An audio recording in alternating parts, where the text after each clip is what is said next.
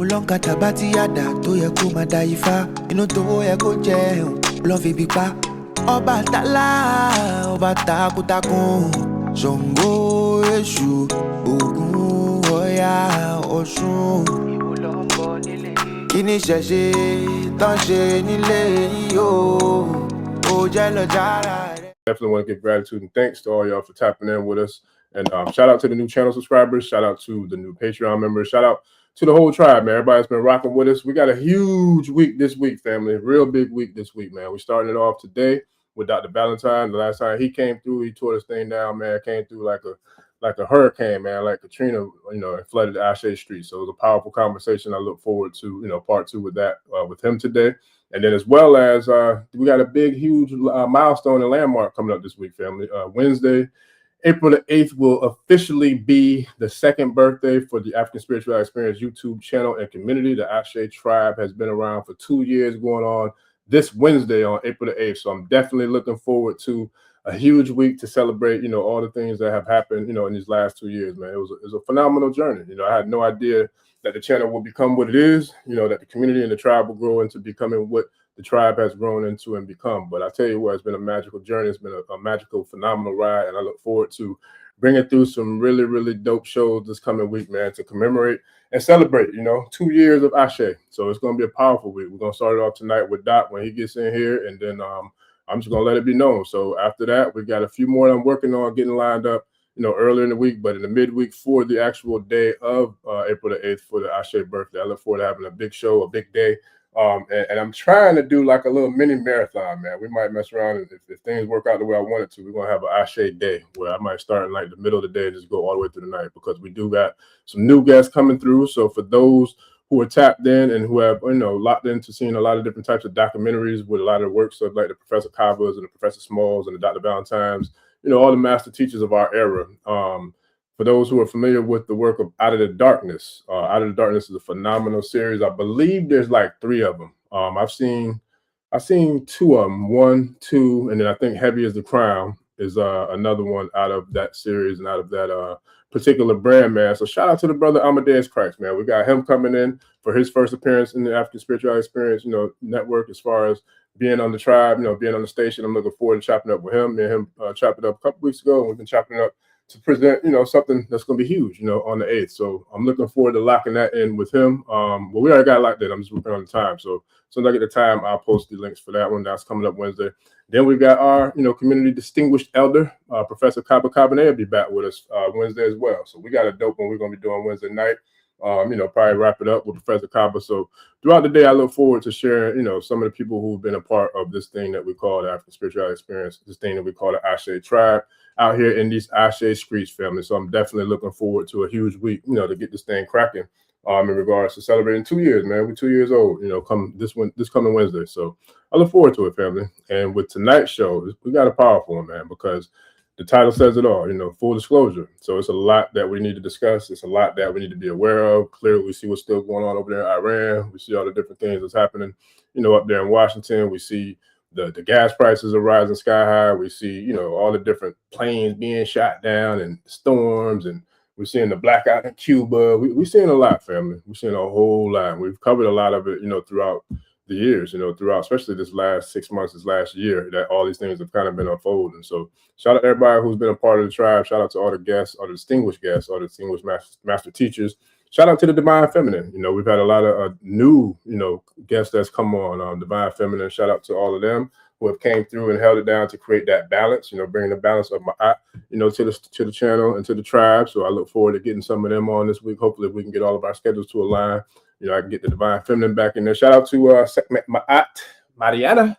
She made a huge splash last week, man. I saw the comments, you know, and the love that and support that y'all have for her. So I definitely spoke to her. For those who are asking for more of her, we're going to definitely make that happen. She says she's all for it. She's all with it. So it's just a matter of us aligning schedules. So I'll tap in with her this week as well. See if I hope that I can get her on Wednesday, hopefully if her schedule allows. So I look forward to a huge week, family. And then for those who I've been talking to in regards to like the content creation and the content coaching, I got something lined up for that as well. I got a couple people who are in the Patreon, a couple people who are tribe members on the YouTube channel, you know, that want to get this thing going, to create their own channels, to create their own, you know, YouTube platforms and social media marketing as well. So I'm definitely working on closing that out to get that, to you guys as well, family. So I'm looking forward to this celebration this week, man. We got a lot coming, whole lot. And speaking of which, we just had the guest of the night, man, just popped up in this thing. So I'm gonna go ahead and get ready to bring Doc up in here so we can get this party started, family. So that's divine time. 1 second, family. Let me get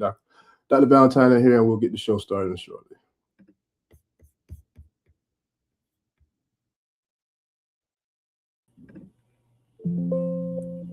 All right. Peace and blessings, Doc. Can you hear me? Yes. Yes, sir. How you doing today? A little beat because I'm preparing a podcast with Brother Rich, and I just said, okay, well, maybe I can stretch my time a little bit because a lot of good brothers have been reaching out to me, and I've been kind of putting them back because of the work I'm doing. So, but anyway, we're here. Yes, sir. That's what's up. Well, first and foremost, I want to give gratitude and thanks to you. You came through the last time. I was just sharing with the tribe before you came on about how that, it made a big splash with the impact, to the channel and to the community, and even the numbers. Like people, they were going crazy over that. Then even on Instagram, I shared a clip with us on that, and that went crazy, man. I saw all kind of people, new addition. Shout out to Ralph Tresvant, man. Ralph Tresvant has shared it, and it went crazy. So I was like, boy, the people are rocking with my daughter had a thing for Ralph back in the day. I think everybody's daughter did. Oh, yes, they did. Okay. I wanted to send something for my wife. Had she sent me something to actually, if you could post for her. For sure. To put on her mailing list, and the book she has now written about her surviving a unsurvivable disease that the doctor said at her age she should not be alive. And she wants to share that. Also, the one good thing about it also is that Shaka Khan and her sister actually wrote the opening for her. It's our mailing list. It's not mine. It's okay. She said it's our mailing list, so I got to get that correct. I got to get it correct. I'll send it to you by the email that you sent to me. Okay, perfect. And I'll definitely get to it, and I'll throw that thing up for sure. Okay. I look forward to sharing that. Alrighty. Okay, so to get the party started, man, congratulations first and foremost on the project that you and the Queen have going on. And I look forward to sharing it, doing anything I can to put it out there and share it to the people and to the tribe, man, to get the support. And before we even get into that, Doc, let's talk about your university. Because I know the last time we spoke, you were preparing to get ready to launch the one for semester for 2026. So I just wanted to share, if you can share with the tribe before we even get going, when the next semester is coming, or if that one's still going, or how they can sign up, all that real quick before we get into it. Yes, if they go to uksnow.org, that's uksnow.org, and that will put you into our webpage, and there you kind of scroll, I guess, down, again, up or down is down. All of the buttons are on the bottom, and just click registration, put your name in. And in fact, if you're just going in for the first time, then there'll be a button or a little box will open up for you to put your email in. That will add you directly to our mailing list, and you can get a lot of our information that we send out to everyone, and that will help, keep us in contact with you, and then keep you in contact with what we have, our services. So we can go there, and then what I would suggest then is that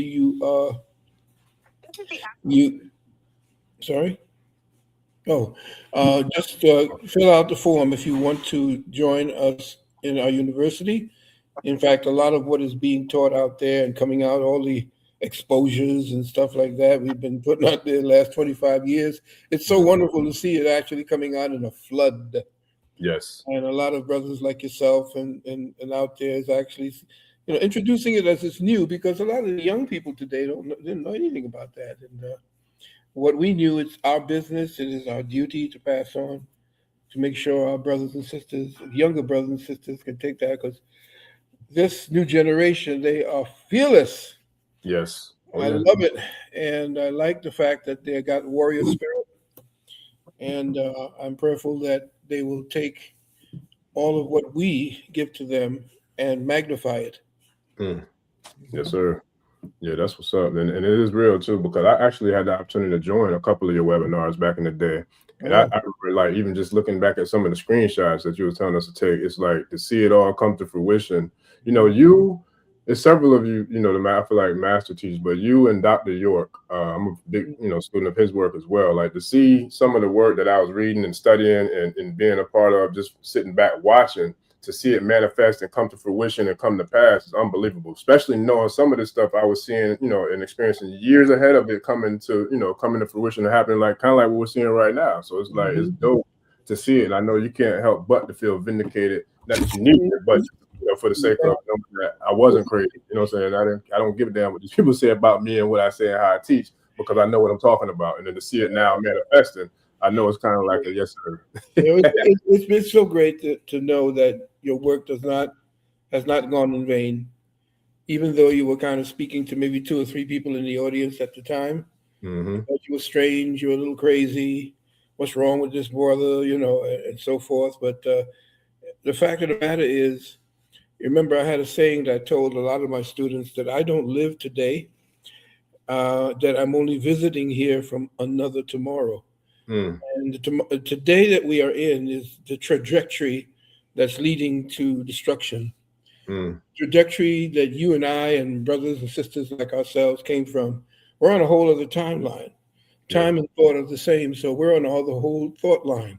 And we came here, we were duty bound, we were contracted by the One Most High to come back here and write the course of the brothers and sisters. So we don't live today, we only are here visiting from another tomorrow, so that we can realign the brothers and sisters on the trajectory towards higher awareness and consciousness.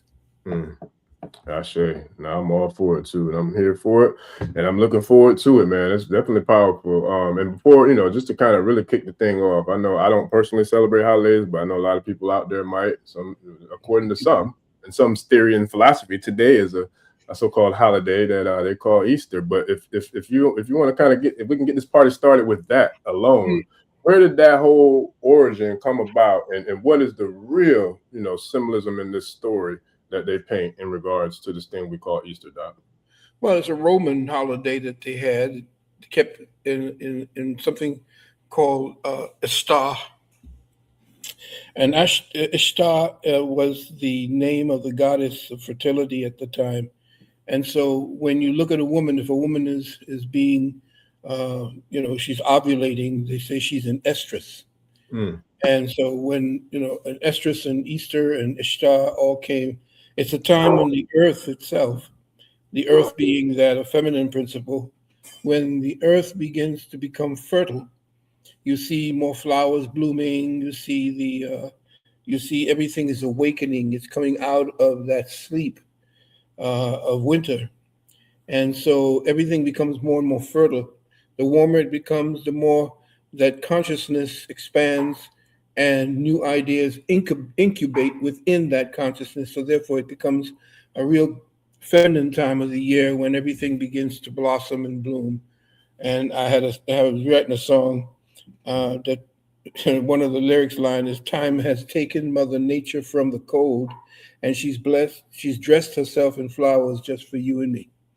And so when you look at estrus essentially, or Easter, is a time when they talk about eggs, and that's why when the kids go around looking for eggs, that's the whole thing. Who carries the eggs except our sisters and our women?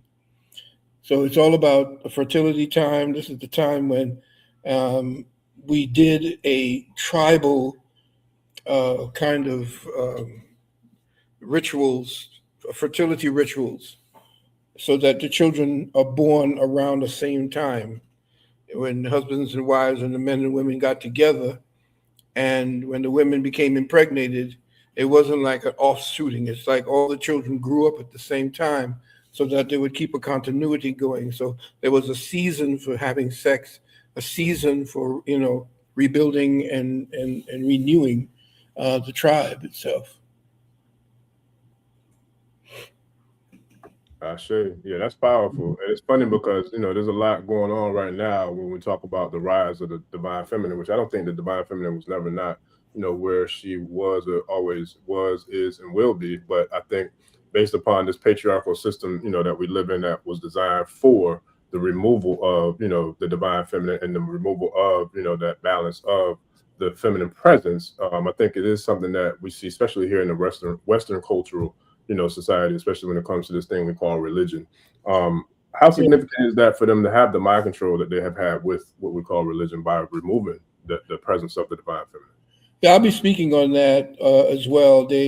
What happens is there was a kind of technology played upon our sisters.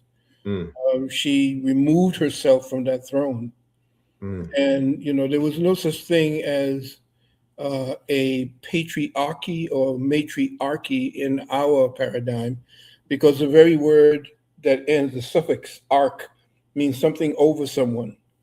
So there was no patrilineal until the European male, or the one who came out of the Levant, the Neanderthal, I call him. He was the one who essentially feared the feminine principle. Number one of the people who are actually doing a lot of the work in studying the Neanderthal, they found out that because he came up in the cold, his phallus did not grow. His phallus became very small. It did not grow. It did not have the exposure, the dietary exposure, and so forth. And so if you look at the Neanderthal woman, she had humongous hips, and in order to be able to pass the big head through that vagina. And what happened is the male was very he was something that did not really satisfy the feminine principle, so to speak.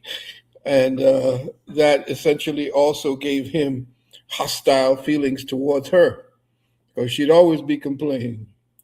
And so that was one of the, as I study psychology, and part of what we call histopsychology was we examined why this European is so hostile, so vicious, always wanting war. You notice it's a forever war for the Neanderthal, especially the Kazarian Neanderthal. And it's funny, I got this from my elder who turned me on to Dr. Michael Bradley. He wrote the opening in the Iceman Inheritance. Powerful book. Yes, he told me, read that. That'll give you an idea of who you're dealing with, who the enemy is, and why he is the way he is. And following Dr. Bradley, I found out that before he wrote the book, I think it's the Kingdom of Esau. When he wrote the book, The Kingdom of Esau, he was invited, and they laid out the red carpet for him in Israel and told him, come on back. We're so welcome. We welcome you. We're very happy you're back. As soon as he, studying the genetics of the so-called Jew at this point, came to find out that they had the highest genetic print for the Neanderthal. Well, they drop kicked him out of Israel real quick, because he exposed who they really were.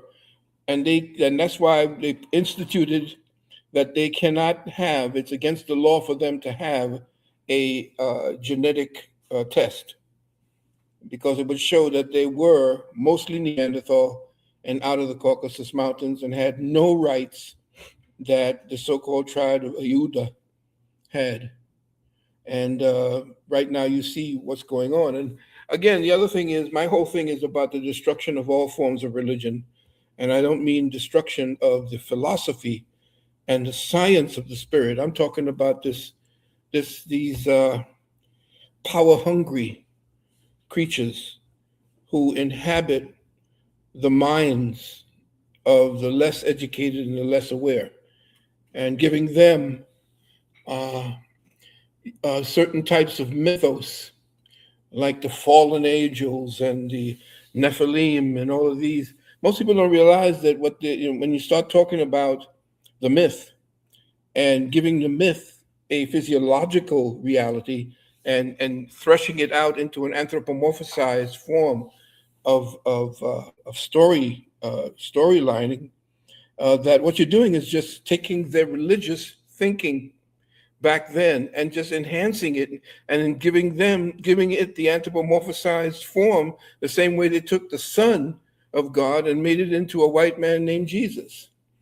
So when you start talking about all these Nephilim and the Anunnaki and all these are all mythological entities. The giants that came with the Nephilim, we are the giants. We are the fallen ones.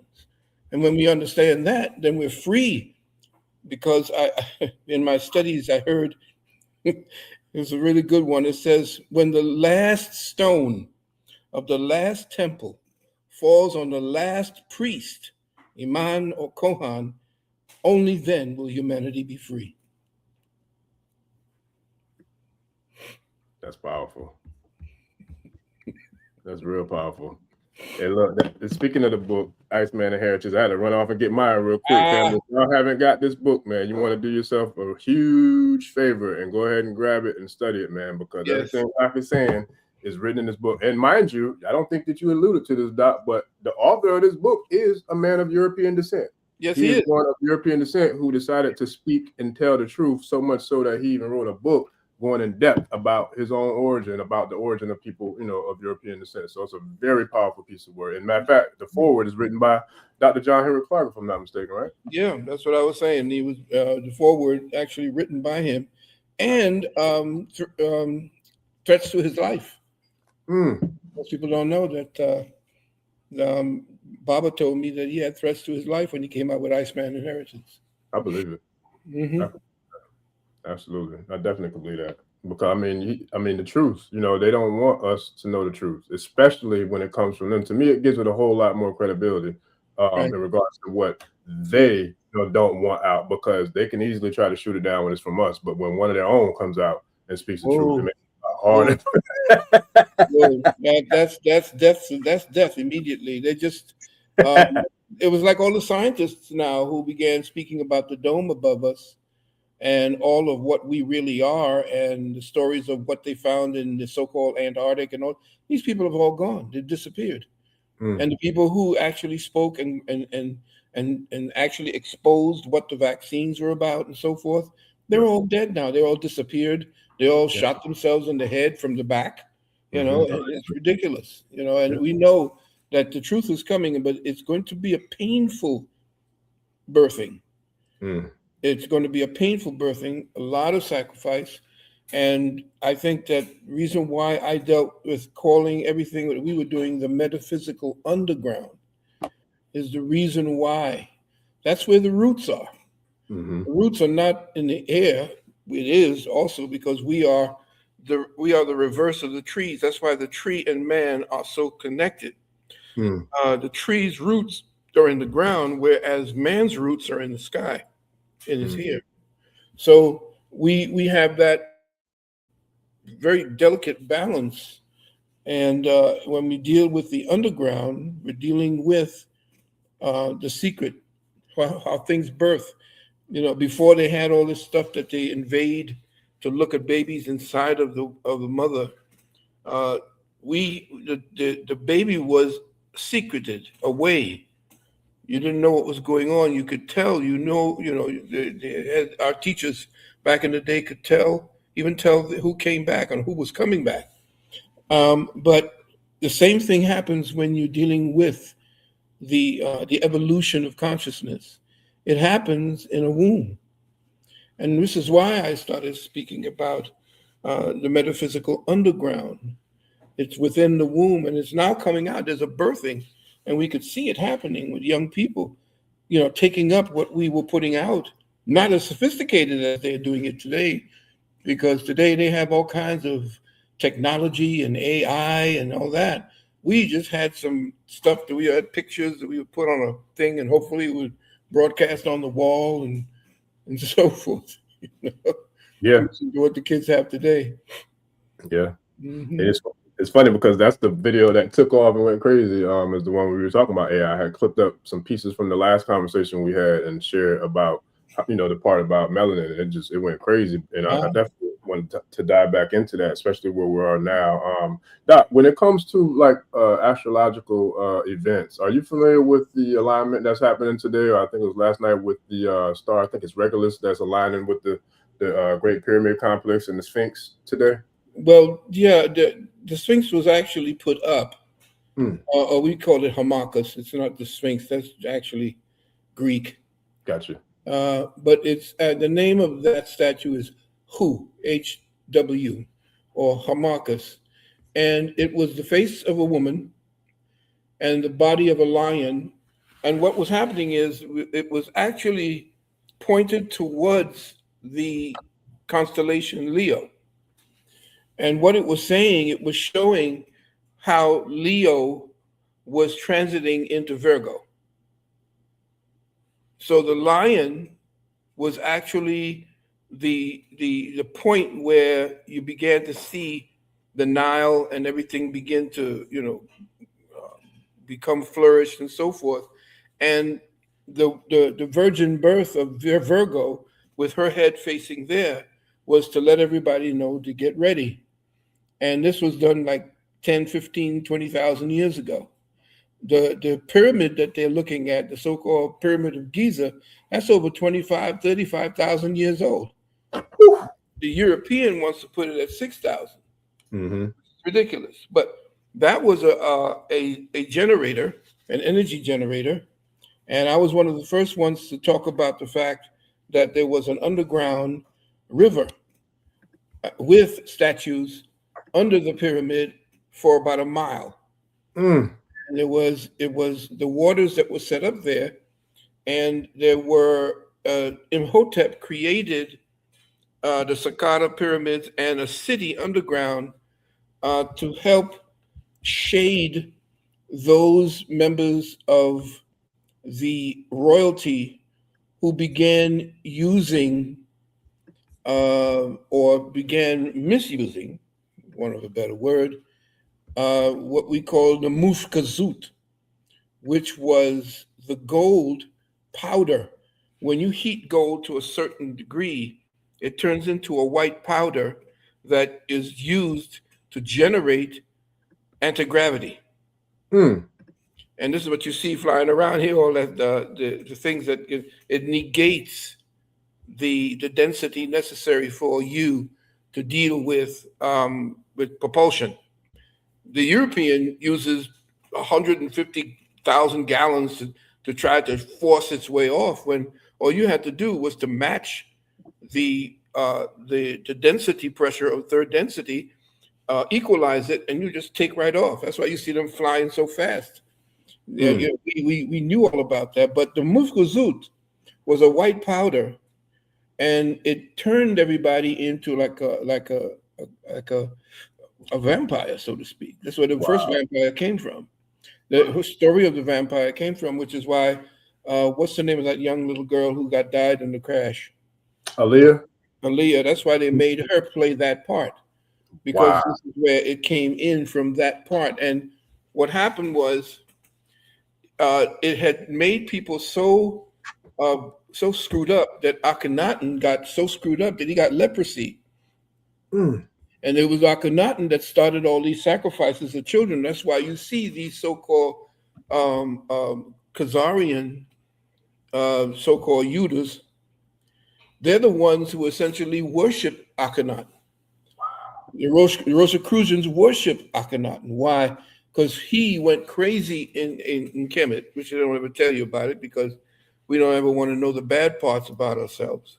Right. But Akhenaten was so high on Mufkazut that he said, no, you know what? I'm going to be God.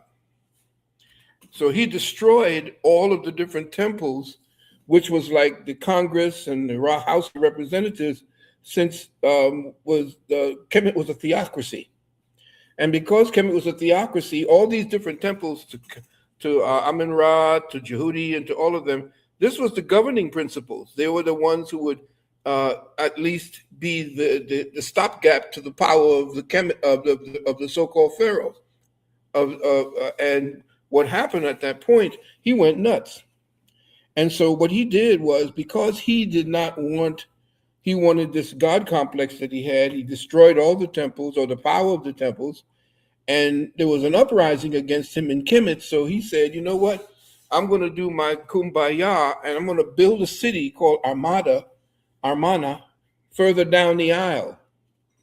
And he went down the aisle and built the city, and that's where you see all this crazy stuff going up.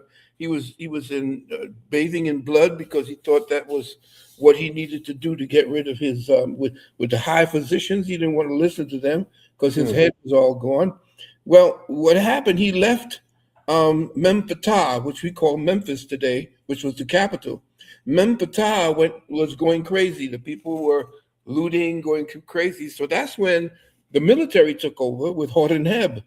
Hortonheb took over, and since Kemet was an empire, in Syria and different places further north, all of their holdings began rebelling against Kemet. So that's when Hortonheb came up and said, I'm going to go this way, I'm going to pacify that part. And he sent a man named Ramasu, who you call Ramesses, and said, get rid of that town, destroy it. And that's where you see, because you know that Akhenaten, I believe Akhenaten's father's name was Ahmose. And that's where the word Moses came from. And so when Ramasu chased Akhenaten and sent him into what we call today the Sinai. Now the Sinai floods over, and it's like a swamp. And when the time came for him to throw off or to destroy the city of Amana, Akhenaten and everybody ran, most of his priests as well, which essentially the temple on the other side of the Nile was named Malawi. That's where Malawi is where you get the Levites, the priesthood of the Levites.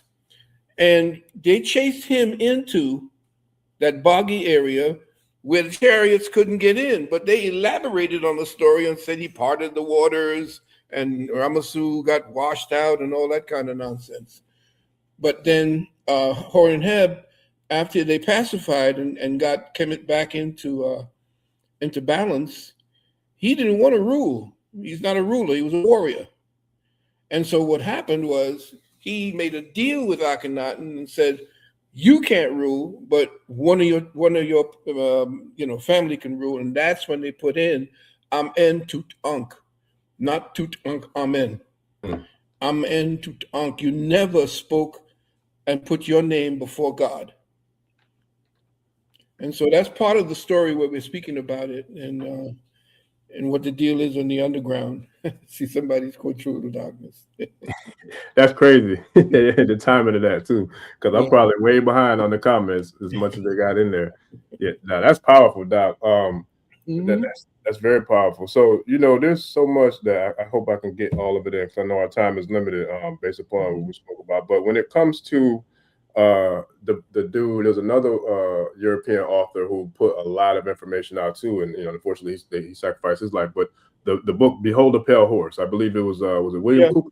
William Cooper. I had a chance to speak with him. He was the first one I was the first one to get the tapes from him that he just had gotten back from Japan. He took the Zabruta tape and sent it to Japan, who at that time was essentially working on a technique that essentially enhanced photographs, digitalized it. That's when digital was being used by the government. Mm-hmm. He got in touch with the people who did the digital enhancement, and I spoke to him for about a half hour, and he told me about his life, and that the next, he knows that by releasing this and his hour of the time broadcast and all that, he was not going to be here for long. And then they sent this cop to assassinate him on his lawn. But he told me, he said, listen, get the tape and take a look at it. And I was the first one who had, at my gathering of the masters, exposed the fact that it was the driver that did the kill shot. Wow. Yeah, you could see it. He showed it. It was beautiful because, Cooper broke it down into different parts. He started with the original Zabruta film and then slowly but surely, as they began to crystallize it more and more, you saw it happen. You saw him slow down. You saw him reach under the seat, turn left-handed, shoot, and then put it back under there and speed off. We knew that 25, 30 years ago. Now they're coming out with it and saying, okay, now it's the driver. Everybody said, no, it's from the lawn. And no, the kill shot was there. He had gotten shot, not from the suppository or whatever they talk about it.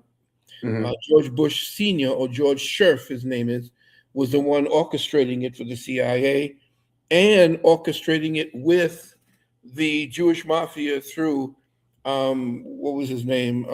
Maya Lansky.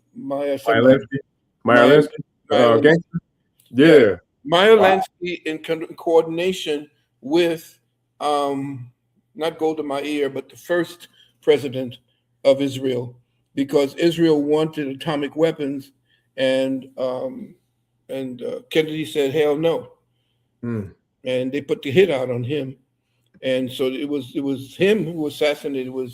It was Ben Gurion, in connection with George Scherf, who became president of the United States and was responsible for killing and suffocating Nikola Tesla in his apartment. So yeah, a whole lot of little things that are all connected. Most people don't see the connections because we've been given this story that everything was happening out of nowhere. It's all connected. Right.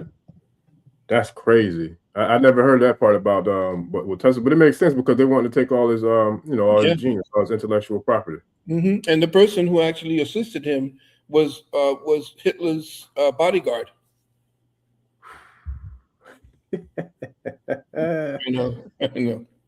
Yeah, this rabbit hole goes real deep. If you live long enough, you come back and see the bodies of your enemy, or you turn in. I don't know how that saying goes, but yeah, I mean, all the research that I've done, the books I've read, the different things that I have kind of submerged myself into.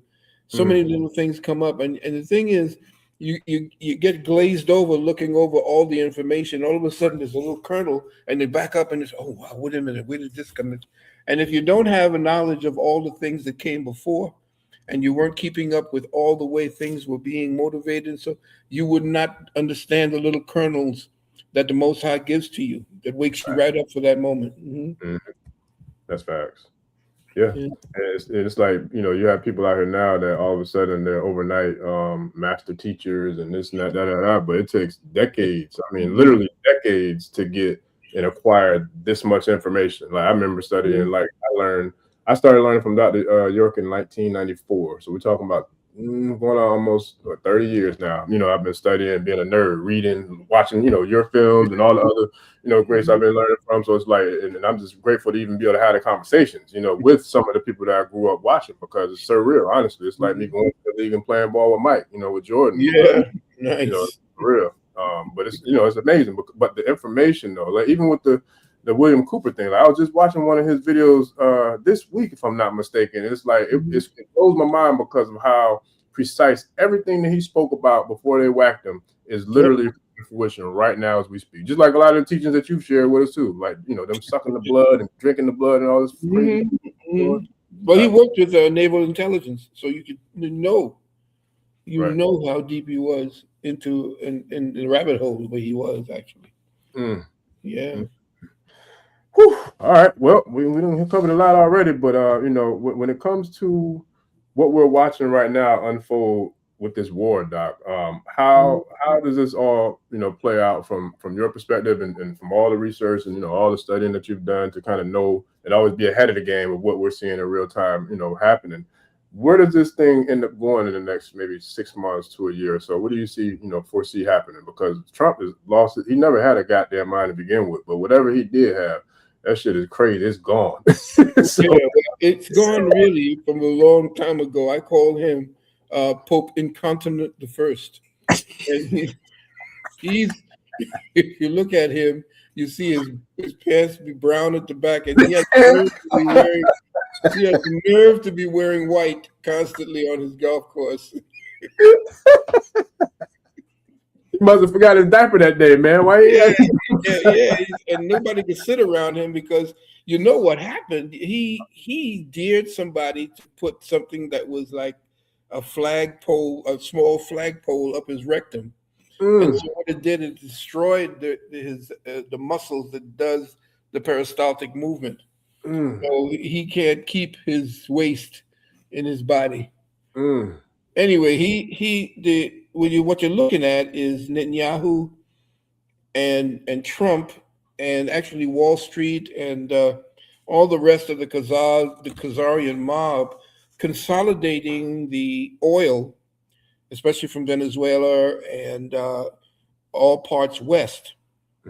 There's also a huge cache of oil and minerals that run the new computer, the new AI. There's no more artificial intelligence. The government gives us artificial intelligence to play with. Yep. But the newest technology is synthetic intelligence. And synthetic intelligence is what they're using with the melanin and the specific, the ionic fields of blood that's actually coursing through the computers today. So what they're using are brain engrams connected to the materials. And what you're looking at with the so-called the synthetic materials, the experiment was to get everyone connected through the vaccine and the nanoparticles that they put in there, and the nanogel. This is what they're going to connect everyone with. And today, anybody who has taken the jab, they had now ruled that you are no longer human, that you are now transhuman. If you have any part of that in your body, you are transhuman, and therefore you are not eligible for the rights of a human being, which is why they're setting up all these camps, all these different places which you see that don't have anybody in them but walls and barbed wire for keeping people in, not trying to keep people out. So what you're looking at is Trump is consolidating the Western Hemisphere.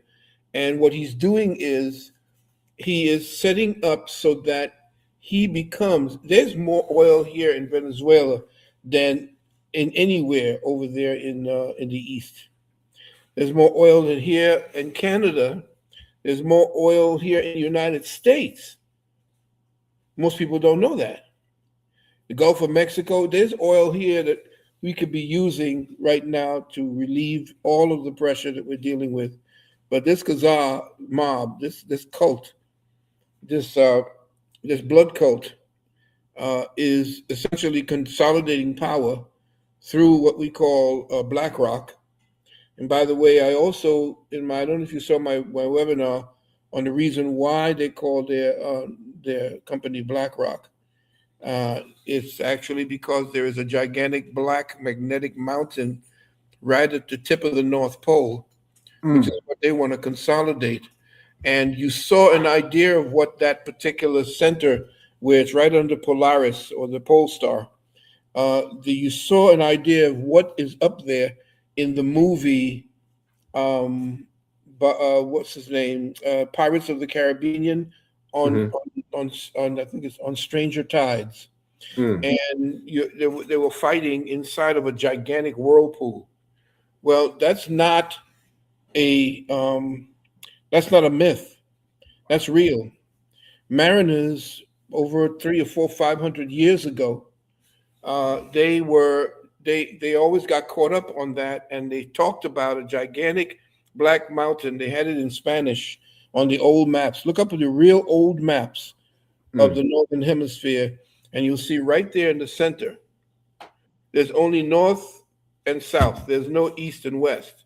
There's only north and south. The north is up above the equator line, and below is south. And they really screwed over everything that we think is reality. And that's why there's a lot in my brain right now, brother. Get it out, let it out. We're here for it. We're here for all of it.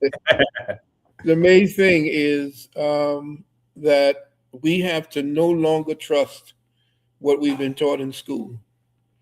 We have to no longer look at reality the way they are actually the manuscript for reality that the so-called New World Order has now put together for us to follow. They know we're getting smarter. So they have to change the narrative in relationship with where we're going, but maintain us in a religious state of mind. Can you tell me where the greatest conflicts are happening right now and who are the ones actually participating in that? Christians, Jews, Islam. Yeah. These are the paradigms of war, privation, destruction.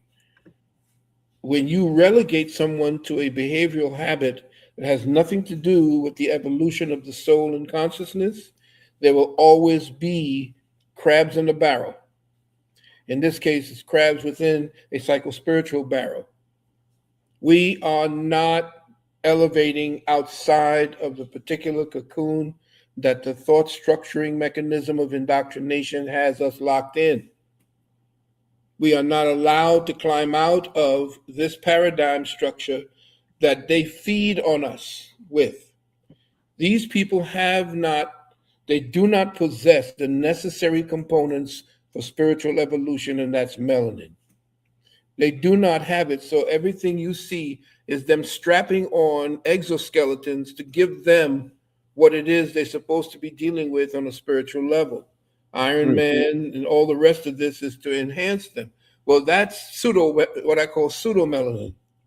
All of the different things they're putting on is the pseudo-melanin to give them the enhancement that so-called indigenous autochthonous peoples have.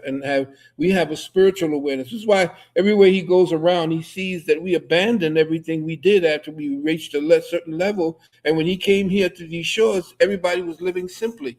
Why? Because they were living in a spiritual space and they weren't in a economic and technological. They already had mastered the technology of the soul and the spirit. He was still trying to master his own passions. So he put that technology as his religion. And so technology, his technology and his Bible is called progress. If he's not progressing, he knows that everybody catches up with his BS. And he has to keep ahead of everybody by inventing new ways to lock your spirit and your body down. So now we understand, and this is why I'm saying to everybody, that if you're picking up on the stories, say, for instance, in the book of Enoch, okay? Everybody now in the book of Enoch. Why? Because it's what is known as the pseudepigraphica. The pseudepigraphica are all of the books they did not allow into the Bible. So what? Who gave you the Bible? Why are you reading it and looking at it? Because why? It's familiar. It's a familiar book because you wrote it. But he's interpreting it so that he can rule with it. And so now he's tearing the sun to the sun.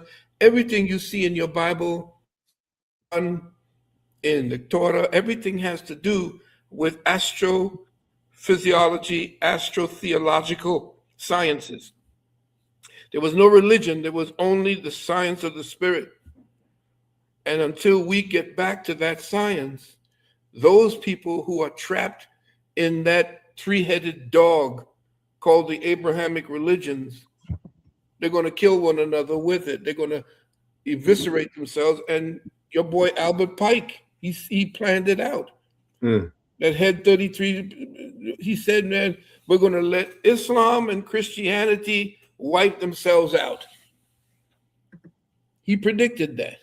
Yeah. Okay. And as a former, I've joined all of the different cliques. I joined Rosicrucian. I joined the Masons. I joined the Theosophists. I went in there and acted as the spook who sat by the door. Found out everything that they were doing. And so what Trump is doing, he's consolidating the oil base for tomorrow so that he can be named after this so-called, he's going to get real good, it's going to get better, we're going to be great. He wants to be the greatest president the United States of America ever had. And what he's working towards right now It's a consolidated under a theocratic. You know that he, that bastard, you know what he did? He converted to Judaism. Yeah, I saw that. Me and brother, shout out to brother B there. We were talking about it on one episode a couple weeks ago, but I can't find the footage though. I think they took a lot. They scrubbed YouTube with the internet with a lot of that footage with him doing that.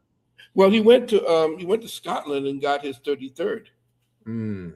and they had that pictured. But he said that they were saying that he was invited into one of the Scottish colleges to receive an honorary PhD. No, he did. I know as a former Mason exactly what it is to put him up there for. Mm. And he received his 33rd, which means that he's squarely now in the grip of the Kohan, who now the Masonic order is not the same Masonic order that we created in Kemet, and the one that Elias Ashmole and all of the people who were at the original Knights Templars. They were the ones who over here, the Moors taught the Knights Templar. And they took that Baphomet signal, that Baphomet symbol. It was Eliphas Levi who designed that. It was not the Illuminati and the thing. Again, they twisted all of the symbols. That symbol that you see, the word Baphomet descends from Mahomet, and Mahomet descends from the Syriac Muhammad. And what he taught, the Moors taught them, when you see his fingers pointing up and the point down, look at the symbol. You'll see it's the different phases of the moon. And what was the moon religion? It came long before the desert tribes picked it up. They had the name Allah was in the Syriac language. So was Muhammad.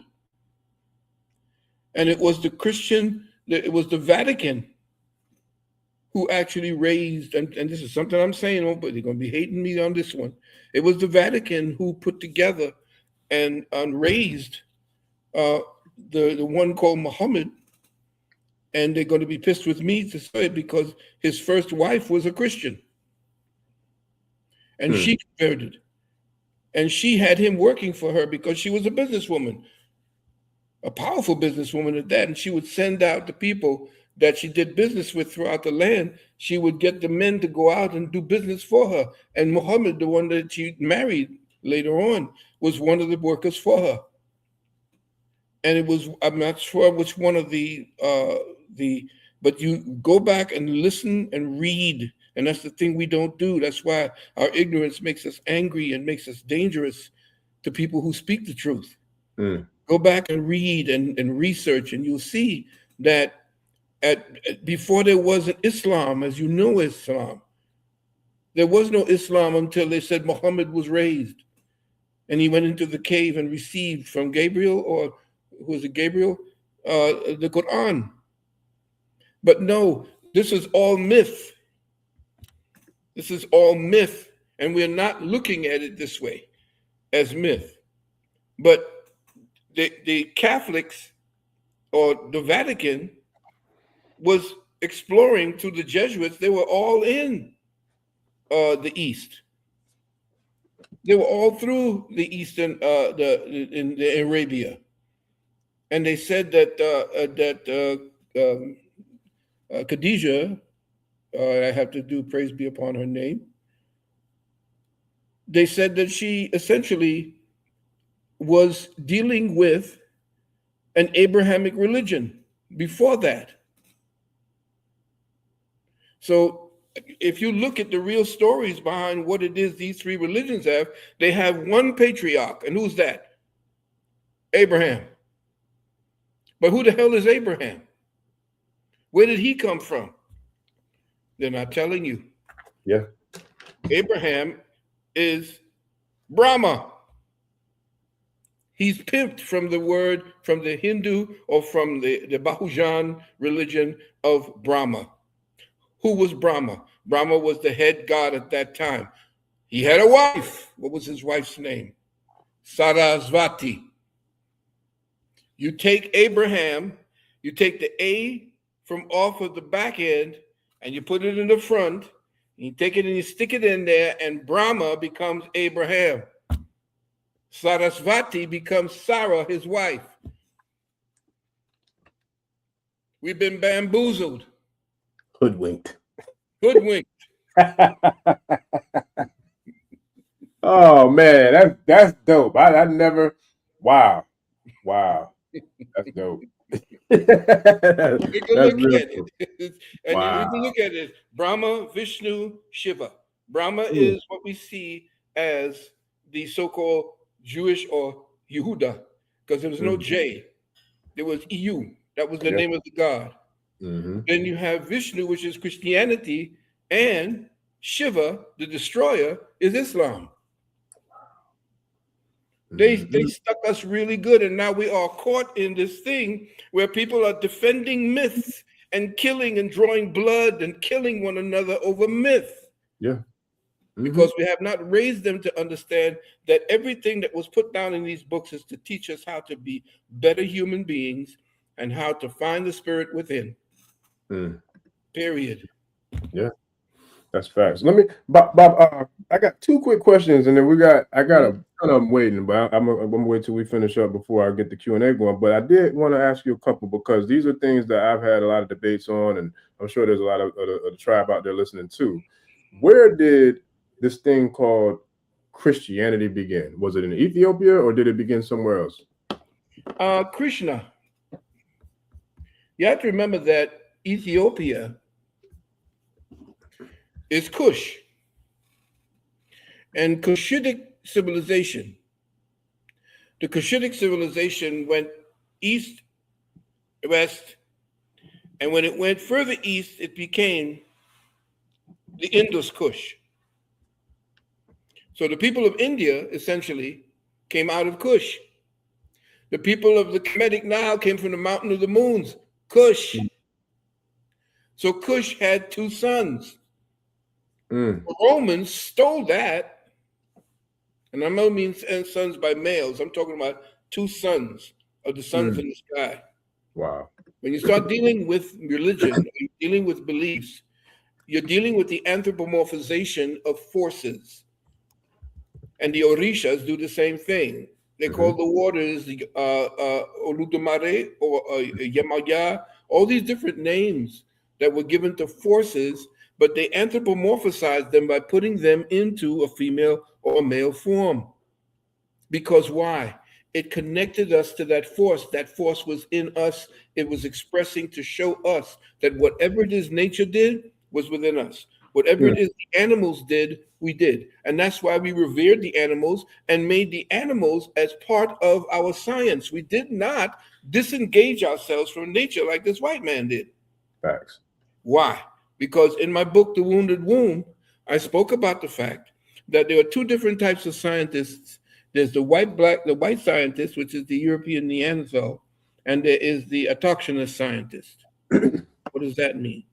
The white scientist, he deals with impositional analysis. What is that? He imposes what he believes to be what he sees. He imposes his will.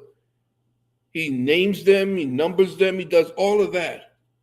The difference to the black or the native scientist is that he is an intuitional analysis. What is intuitional versus inquisitional or impositional? He does not impose what he sees about his mind, because he is only putting what he thinks on what does not belong to him. All these white doctors, you notice they go in and they explore the bodies of humans and then put their names on what they find. Have you ever noticed that? Yeah. That man is out of his mind. Okay? So what we did was our intuitional analysis waited for the thing to identify itself to us.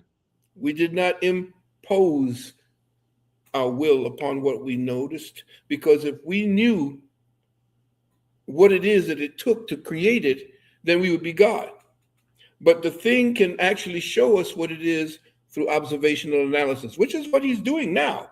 He's grown to understand that science and that concept.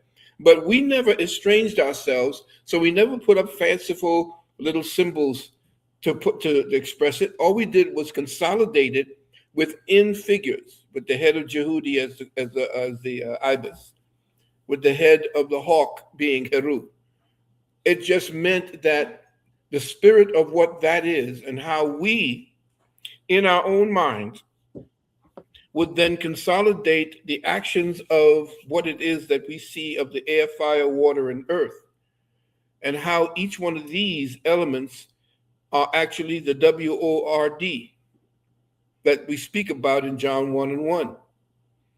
The WORD is the earth, fire, air, water.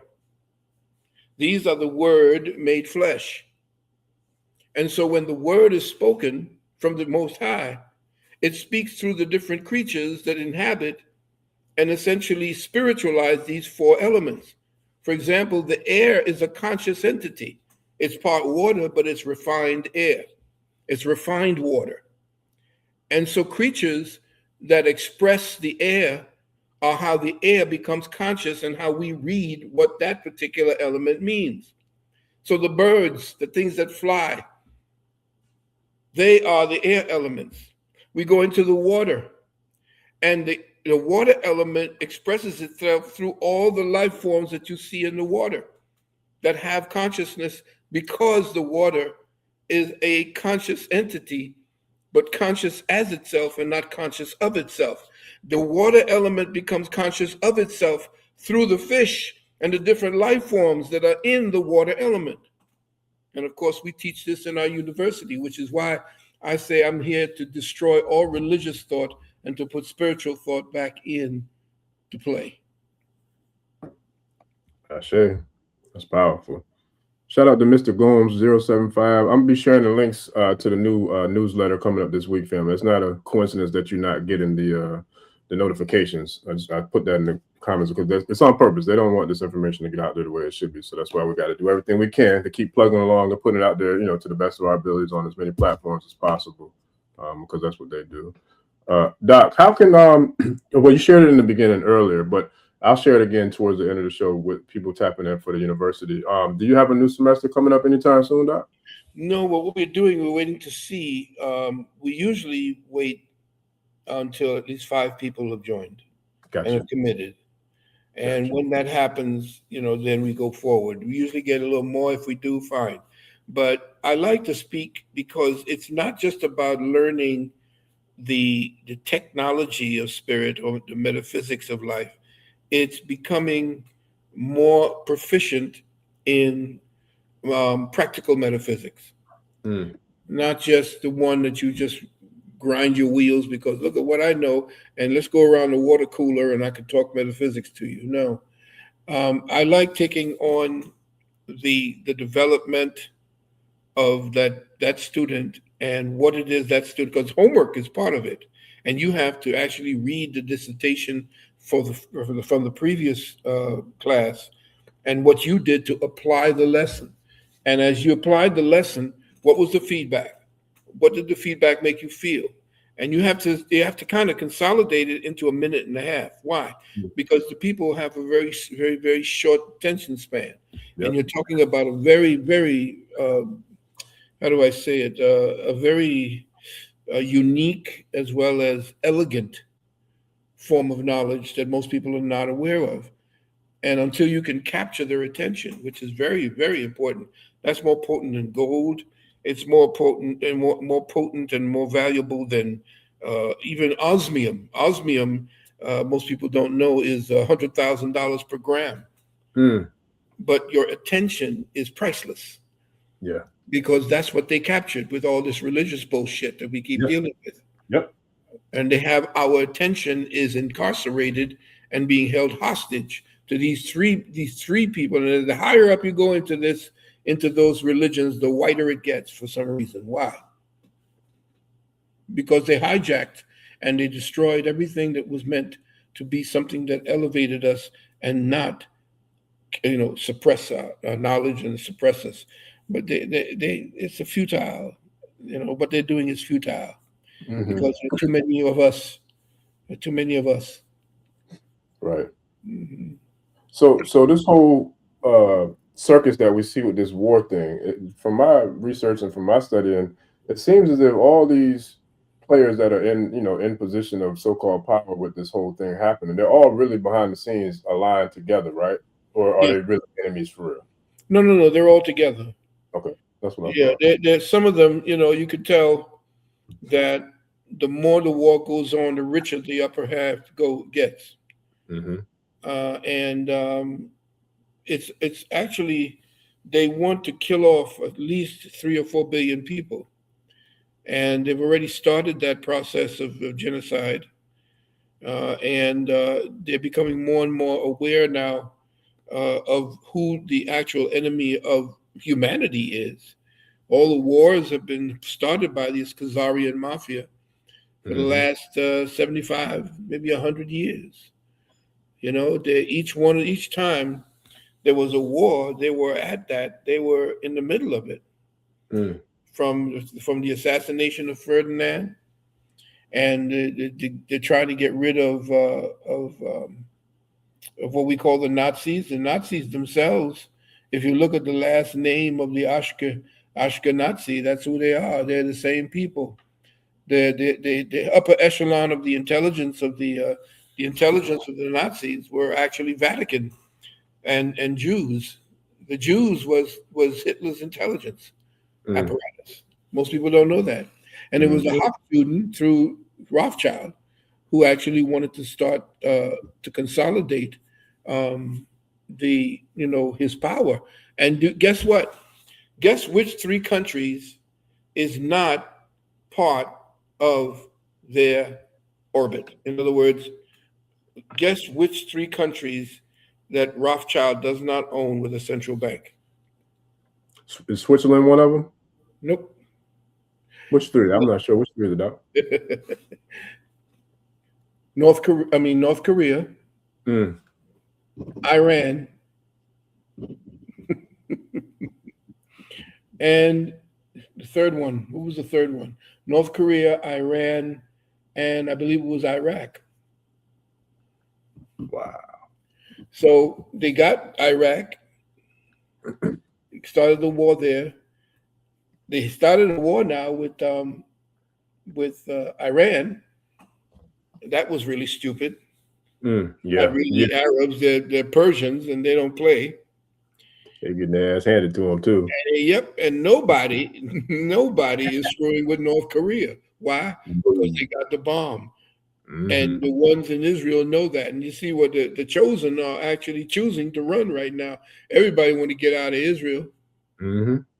And you know that it's Russia and China that's backing Iran. They're putting all that weaponry in their hands. Yeah. But it's staged. Everything is staged. And Trump is consolidating the oil power in the West. This is what it's all about. And your life don't mean a damn thing. In fact, if you read the Talmud, they'll tell you it is God's will that you kill the Goyim. That's crazy. Yeah. That's crazy. So what's the significance of because I know a lot of this has to tie to them wanting to crash the petrodollar and take America's dominance in regards to the economical, stance and position that they are in so-called power. Where does this all unfold if this war does end, when it ends, whatever takes place after the fact? What will we see, unfold after the fact with the petrodollar and the U.S. economy? Well, they're shifting. They're just shifting the narrative. The oil is going to be one of the things that they use, but they're going to tokenize it now. And it's not like the petrodollar, they don't care about the petrodollar anymore, but the dollar will have a significant part to play. It just will be different. They're going to actually back it with possibly XRP, and they're going to make it as the new digital gold. And that digital gold, they also have something called I forgot the name of it, but there's a digital gold, crypto gold, I believe .com, and this was something that I was introduced to back in the 90s, And the people who have this thing called crypto gold, they consolidated the land out there in the West. I believe it was either Wyoming or one of the other states. And we were approached, the circle that I had, we were approached by this white man who had this land out there in the West. And he had gotten an assayer, and they went into the mines and dug up inside of where he had, and found this gold storage. He was ready to sell to someone who would take it. And the assayer assessed the gold that was in the ground to be over like $3 to $4 billion, something to that effect. And he couldn't sell the land because there were a whole lot of people like Bush and the rest of them trying to prevent that. But the people who had, he settled with the people who opened up this thing called crypto gold. And they were allowed, they had started to tokenize it. It hasn't even gone public yet. And they were inviting people to go in at, whatever monies you put in, it will be worth 3 times that amount. I'm not sure if that particular deal is still open.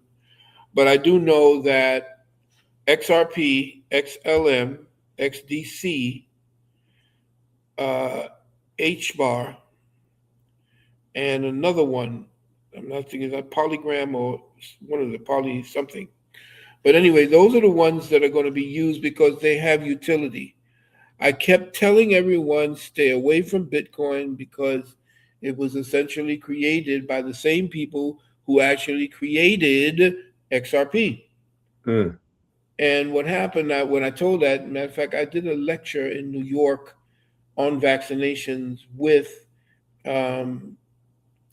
Kennedy Jr., the one who's now the health minister. And I did a quick interview, and I started telling people stay away from Bitcoin because essentially it's there to consolidate and just be. It's not going to be good for business because you can't really. The electrical fees are just horrible. They showed you a bracelet that this person wanted to buy was $150. The electrical fee was like $75 for it, and that brought the price up crazy. So XRP was created to be a better Bitcoin, and Bitcoin now is just a store of value. It's just, if you want to have it like a pet rock, and you wanted to trade with it and so forth, but it didn't have any regulations, which was very good, except that it was being used by all the criminal underground. Even Trump himself ripped off everybody with his little coin. He's a freaking thief. But there are things right now that are being suppressed by BlackRock because BlackRock essentially owns pretty much every damn thing. And they are the ones manipulating the market through Wall Street. And it's best for you to, consolidate, but ready to hold your bag and take it offline. Make sure you put whatever crypto you have into. Make sure you put it into a cold wallet. And there are a number of ones there, Trezor, and they have a lot of others. You can look it up for the best cold wallets because they keep shifting and they keep coming out with new ones each time. So you have to do your due diligence. Take whatever crypto you have off of the internet and make sure that when you are consolidating, you wait. This is for the future. You have to wait through they begin changing everything up. The whole financial system has to crash before they reboot it.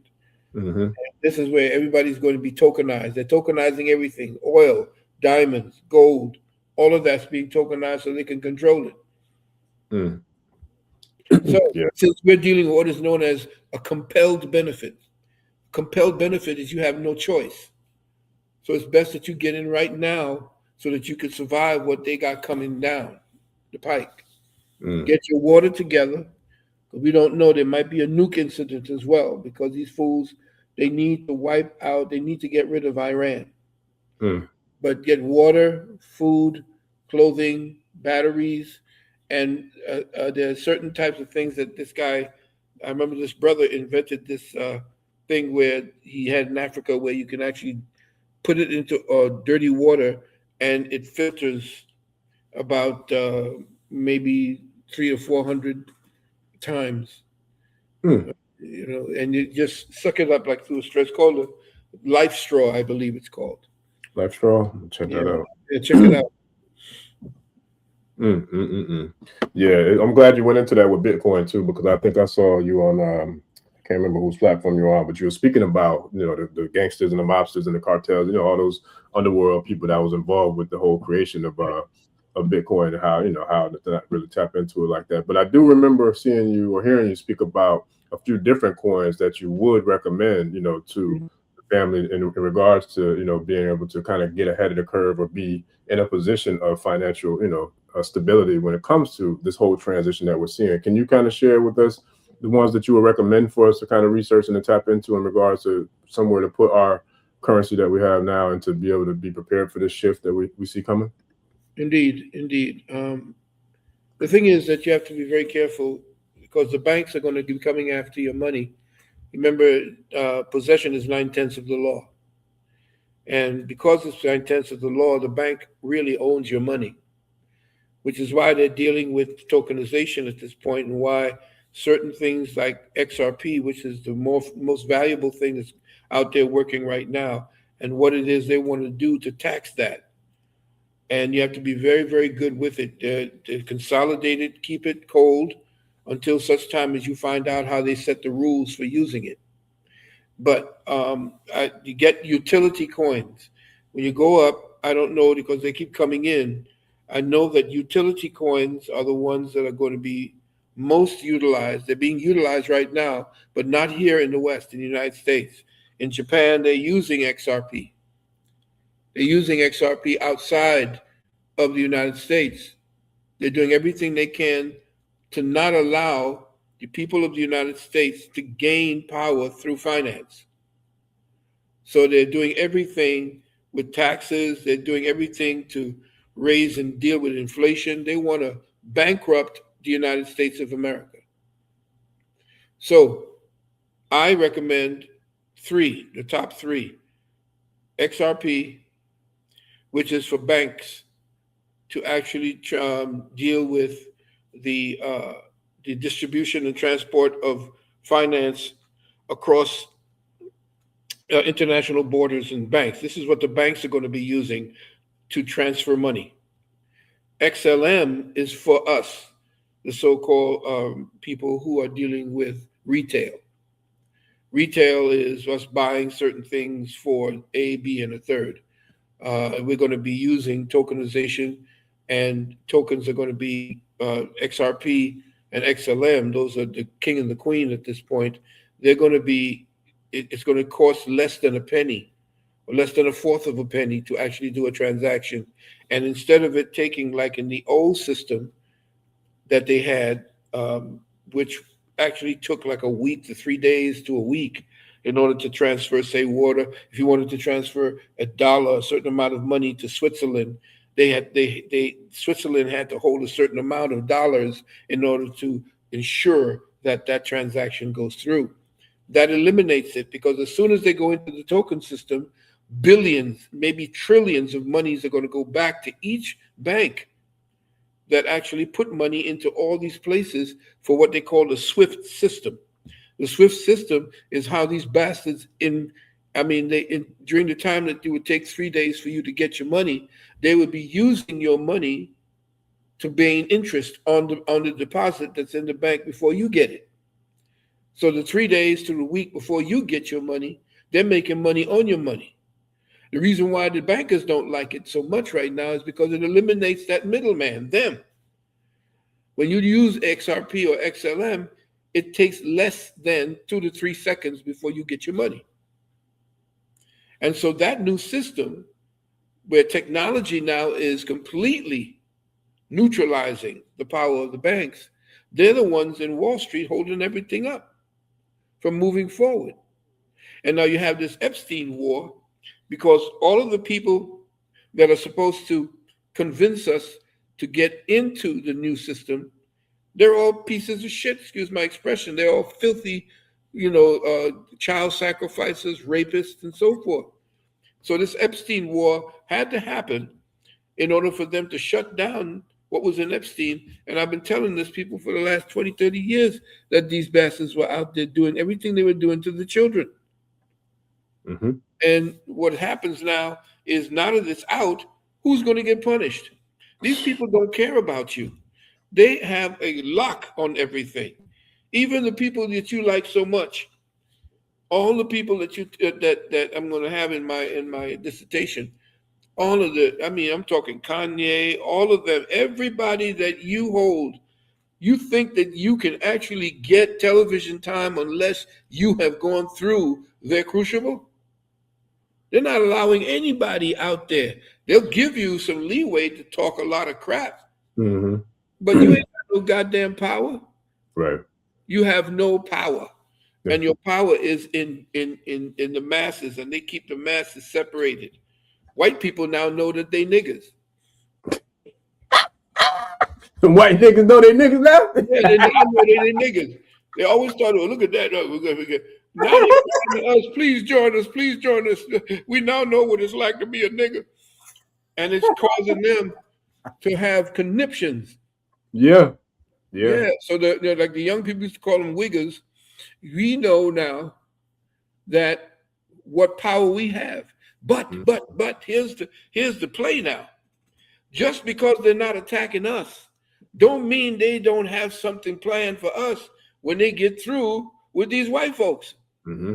I keep telling people the last 35 years that the so-called Neo-Neanderthal Kazarian Jew has been at war with the so-called Nordic white Neanderthal for the last, 1,000 years? Mm-hmm. And only in the last 100 has he come to power in such a way. And how did he come to power? He took over the Masonic Lodge. Whites were actually coming into us. And what happened? I teach at my university that the way that the Illuminati used to be the enlightened ones that we taught. How did they get started? How did they get co-opted? Well, there was a Jesuit who was in jail at the time, because everybody knew they were thieves and crazy. But his name is Lorenzo Ricci. He was a cardinal in the Vatican, and he was the Jesuit general. While he was in jail, he recruited a man, and that man was supposedly a converted Jew. His name was Adam Weizsäcker, who most say became George Washington. So what Adam Weizsäcker was, he was a, what do you call those people who sell on the streets? He was a vendor. Mm-hmm. And at that time, that's the lowest you could ever be in a society. Okay? So he knew that there was power in these vendors, and these Ashkenazi, he said, you know what? Let's go in and we're going to illuminize the Masons. And they got in, they infiltrated the Masons, illuminized them, and it was King Philip of France, along with, I forgot the name of the Jesuit at the time, the last to fall of the independent Masonic orders that came in the form of the people who were the bankers at that time, the Knights Templars, was invited into France because they said, listen, let's talk about it. We want peace, kumbaya, you all come in. And Jacques de Molay was the man who was heading up at that time. And what happened, they snatched him up, tortured him, and burned him in the square. And that's how the church took over the Knights Templar. And that then consolidated to create in Rome the P2 Masons, which is the demonic form of the Masonic code. Now, who controls the money controls the world. You're right. But the one who controls, the controller of the money, is who we're dealing with, and that's the 13 colonizers, the 13 families, the bloodline, who actually the Queen Elizabeth and the Pope and all of them come from. They work for them. Mm. The 13 families. Matter of fact, there's a white Pope, you know about him. Yep. And then the Black Pope, right? Pope, yeah, but you don't know about the Gray Pope. Yeah, shout out to B there. He the one that put me on the game with the Gray Pope not too long ago, because I was familiar with the white and the black, but the gray one was new to me. I just learned about that. Yeah, the Gray Pope is Pepe Orsini. Yep. And Pepe Orsini works for the 13 family, comes from the Orsini bloodline. Mm-hmm. He's the one who tells everybody what to do. Mm-hmm. And he looks so innocuous, you wouldn't even believe that he's the one running everything right now. But the original Rothschild was not called R-O-T-H. It's R-A-U-T-H.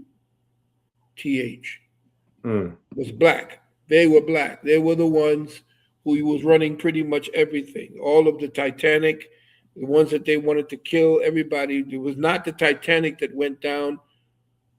The Titanic did not go down. They switched the names to the Olympic. The Olympic was not insurable. And that's what they killed. They wanted to kill off everybody who did not want a central government, a central bank. And so the one that they did, the one that they killed, which was actually a brother, not a white man, just like the people at Sparta, when they talk about the Spartans being this white man, this is Sparta, he keeps kicking this black man down a hole, all this bullshit that they put up there. I'm so sick of these Caucasoids in Hollywood putting out, I mean, it really bakes my goose. Oh, man. Well, I mean, they got to make themselves the hero, man. You know that about they can't tell the truth. We wouldn't be sitting there right now telling the truth if they was going to tell the truth. Well, it's funny because that's why it is that your boy Trump, or his real name being Drumpf, D-R-U-M-P-F. Yeah. His real last name, right? You know that they don't want he and the rest of them, like down here in Florida with DeSantis, the reason why these white people do not want to tell the truth about American history is because we would then know everything that they did to destroy everything that we had and to co-opt it all. And it was actually the Kazarian Jew who actually elevated Martin Luther King to make sure that we destroyed the separation between the whites and the blacks, because we were the geniuses behind everything that was building over 100 cities that we were building, cars and all kinds of technology, and that threatened their power. So they went ahead and conscripted somebody that was pretty much like a Trump, like what's his name, Trump. And I know it pisses off people because there's a Martin Luther King. His name was Michael King, and he was a little bit of degenerate. And they clocked him, and they have all kinds of tapes on him. And they said, well, we should release it on him. But they said, no, we can make a lot of money on him because we need Negroes pacified. And we need them going to church and singing Kumbaya and we shall overcome bullshit. So let's keep him up there. Let's not have the tapes released that when he went over to Switzerland to pick up the Nobel Peace Prize, and after he got it, he had an orgy. Let's not talk and share about that. Listen, Bobby, you saying something that's bringing me to I feel like it's a collision course right now of the past and the present. So when you're sharing about MLK, about Martin Luther King, right? I feel like, especially right now as we stand with the fights and all that, how does Jay-Z tie into this? Because I feel like he is a modern day version of that. You know what I'm saying? Of what they just pretty much picked him as the puppet boy to come out here to do everything he could to pretty much quiet down the revolution. You know what I'm saying? From manifesto that started with Cap. Can you kind of tap into that for us, since we're seeing this happen in real time unfold? Good catch. There are pictures of him back in 2006 on Epstein Island. Something to think about. This boy's been at it for a while. Did I tell you that they used to go on hunting trips? I've heard about them. And the most vicious between them was Beyonce. Beyonce supposedly had some children. I'm not sure if this is true. Please don't, clock me on this. But the word I got from people was that she was a baby maker, very quietly making children for sacrifice. Matter of fact, they have them there. One of the things in the Epstein chronicles is that they used to have pregnant women give birth there to the child and then eat the child. She used to, yeah, she used to. They said when she went hunting that she was so vicious because they used to conscribe and kidnap the children from certain villages that were very poor, and they usually was either like they were up between 7 and 16, and they would release them in the wild, and then they would go hunting, and they had paid off a whole lot of police, and one of the police which is in one of my dissertations in my upcoming mini webinar. One of the police confessed and said that she was so vicious that once they had cornered the person, she was the one who wanted the kill shot. Wow. Yeah.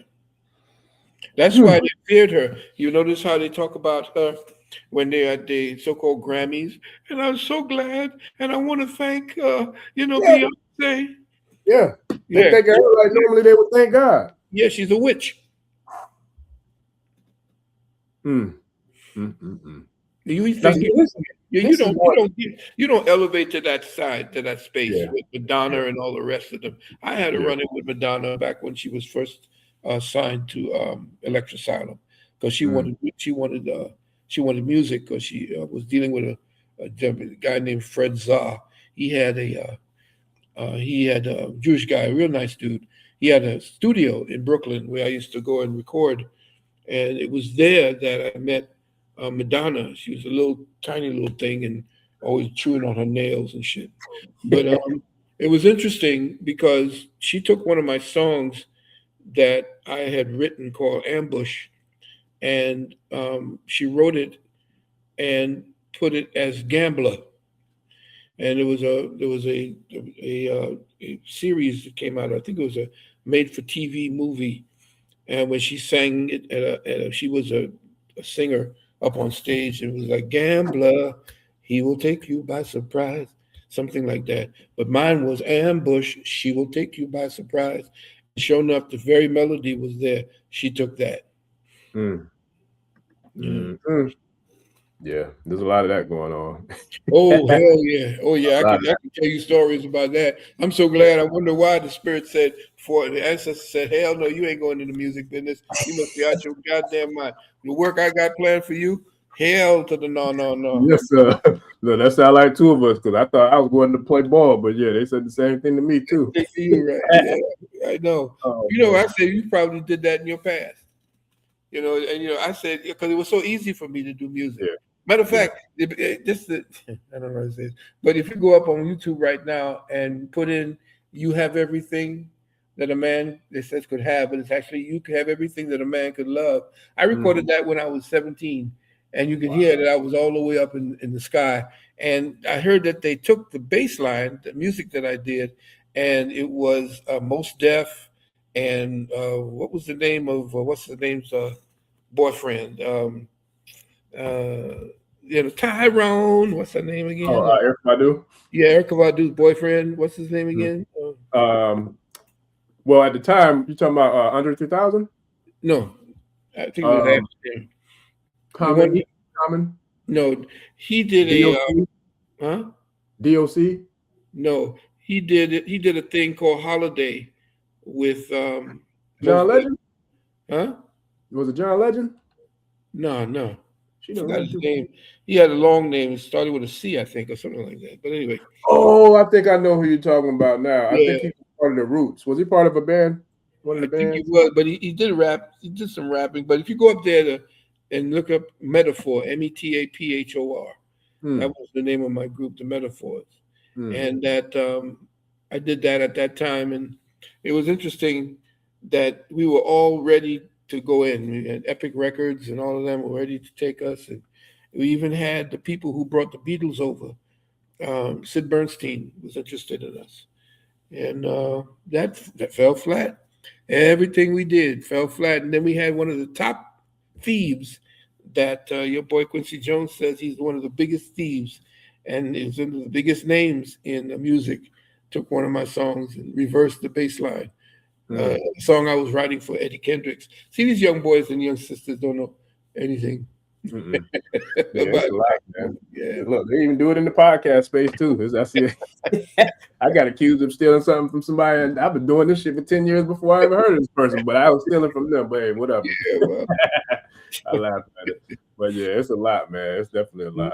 Oh man. I'll tell you what, I know we're running up on time. How much more time do I have? Give you 15 minutes for some questions, maybe. Perfect. Okay. All right. So let me go ahead and get a few questions out for you real quick. Because there's a lot of good ones I saw in there too. Hold on, let me get them pulled up. So, and you know what, DJ Kiko, I think we did hit the one about the bunnies, if I'm not mistaken. I think your question might have came prior to that. But let me see.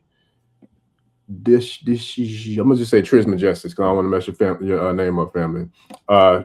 They want to know if anything about. Can you speak to the awakening of the giants? Well, you are awakening. You are the giant. The spirit within you is cracking the egg.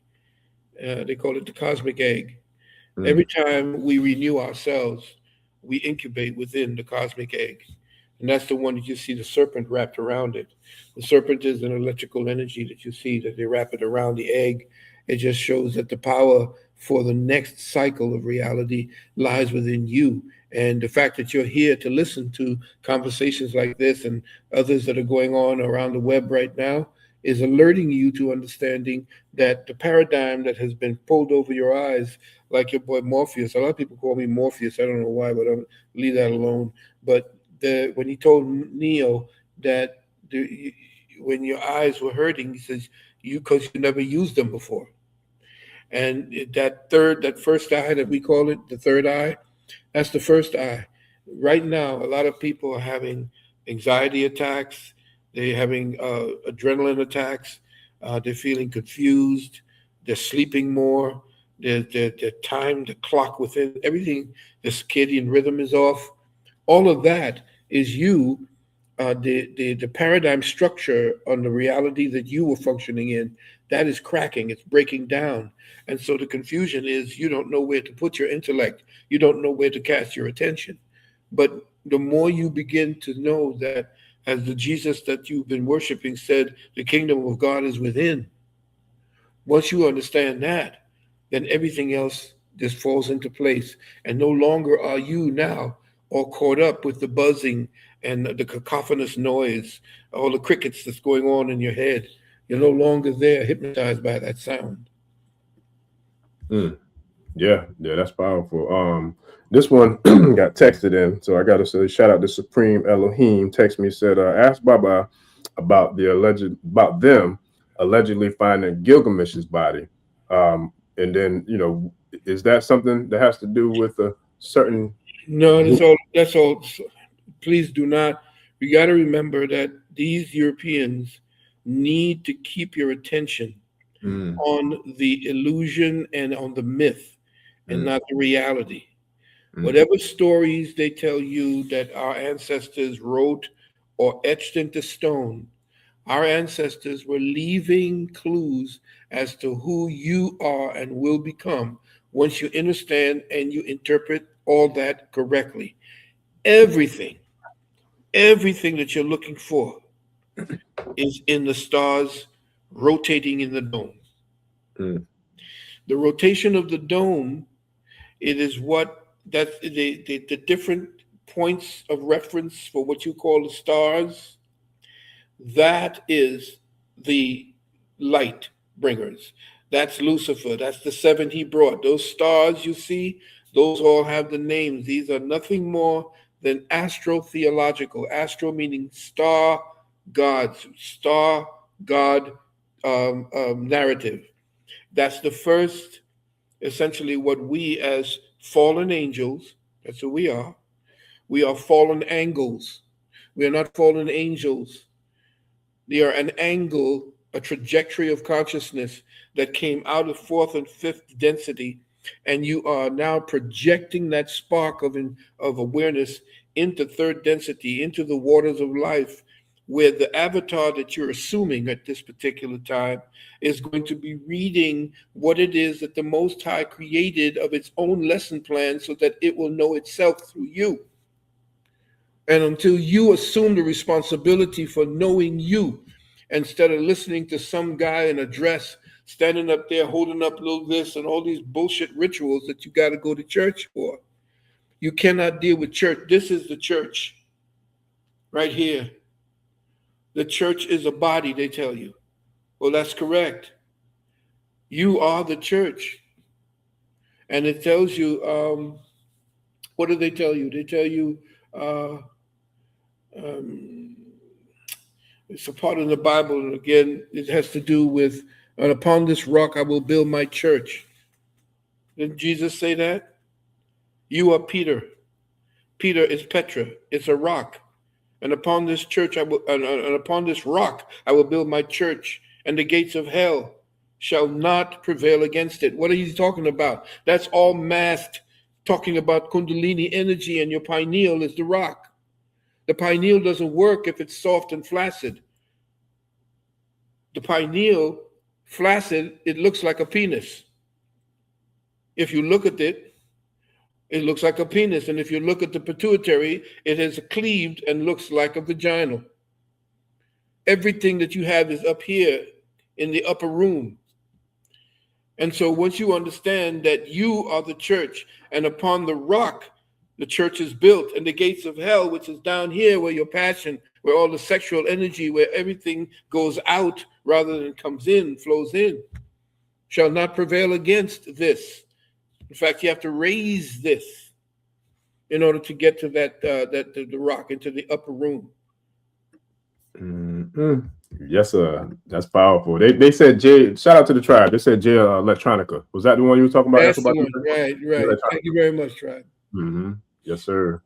Okay. And I wanted to go into this, but I don't want to steal their time from asking questions because I know I asked them all night. But I want to kind of paint the picture when you were talking about melanin earlier, about how melanin ties into the pineal gland and how that's all connected to how the Europeans don't have the ability to be spiritual or to be able to, access certain levels of consciousness, right? Because they don't have the admin code to get, the entry code to get into that level because they don't have the melanin. Is that correct? You're right. They don't have the area code.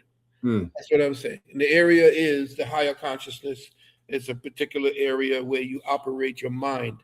And the thing about it is that when you understand that in the place where the pineal is, they say that in the pineal, there is something called a substantia nigra, which means a whole lot of black. And it's inside of that substantia nigra is where the pineal is.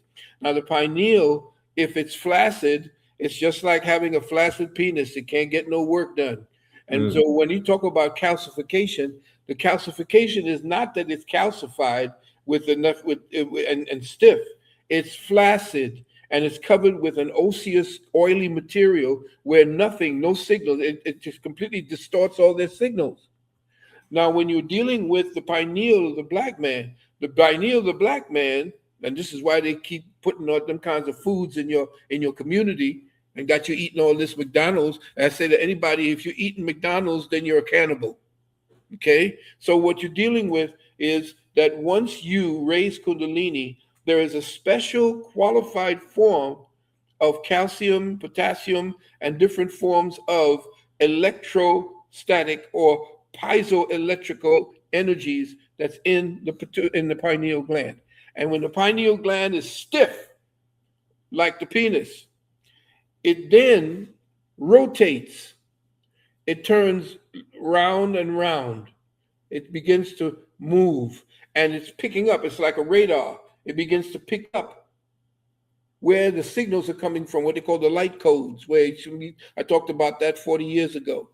Now, once that pineal gland is up and running, it's kicking out phosphine.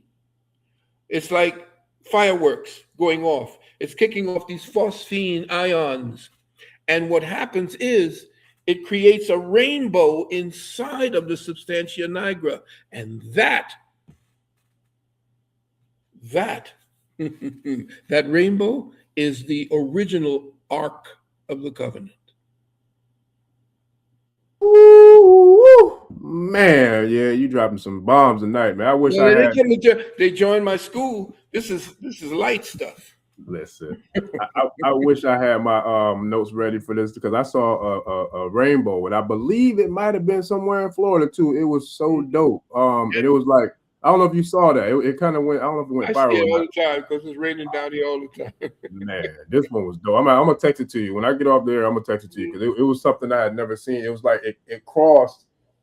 It was almost like the what's the name of the metahedron type. Yeah.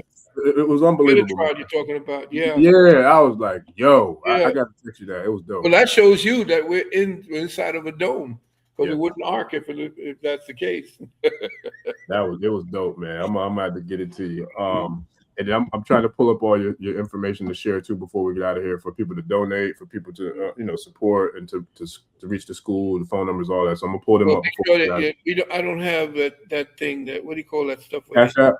I don't have cash anymore. They shut me down when I did a show.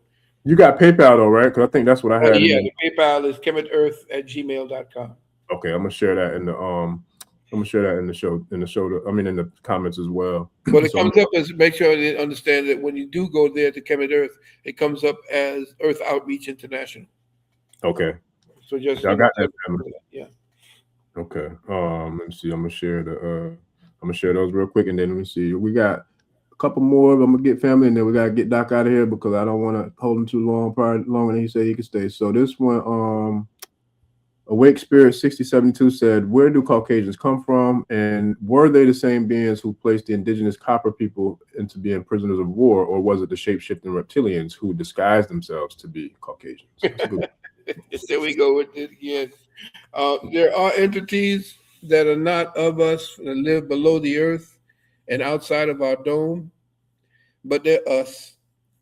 And the Caucasians that you see right there, they are the unfinished human, they call them in the ancient when you start talking about the ancient texts, the unfinished ones, and they're our cancer, so to speak, and we are here. We contracted here to heal the planet or our plane. Notice how they isolated us. They isolated us in an ice ring they called the Antarctica. And they isolated us, and we are the wardens who are actually spiritual wardens while we are imprisoned. And what we are teaching them by our suffering and by what we do is they are young spirits. That's what white people are, supposedly young spirits of a whole different type of species that we have contracted to humanize. I'll leave it there.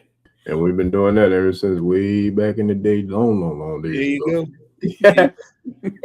Maximum Rising says, was Hitler a melanated man? And if this is true, what was his agenda, that we were not taught in school? Well, he was the one, he came up to clean up what the Khazars had done to Germany. You notice they did not actually interpret his language, or they didn't give him the ability to actually say what he needed to say. Your boy, what's his name?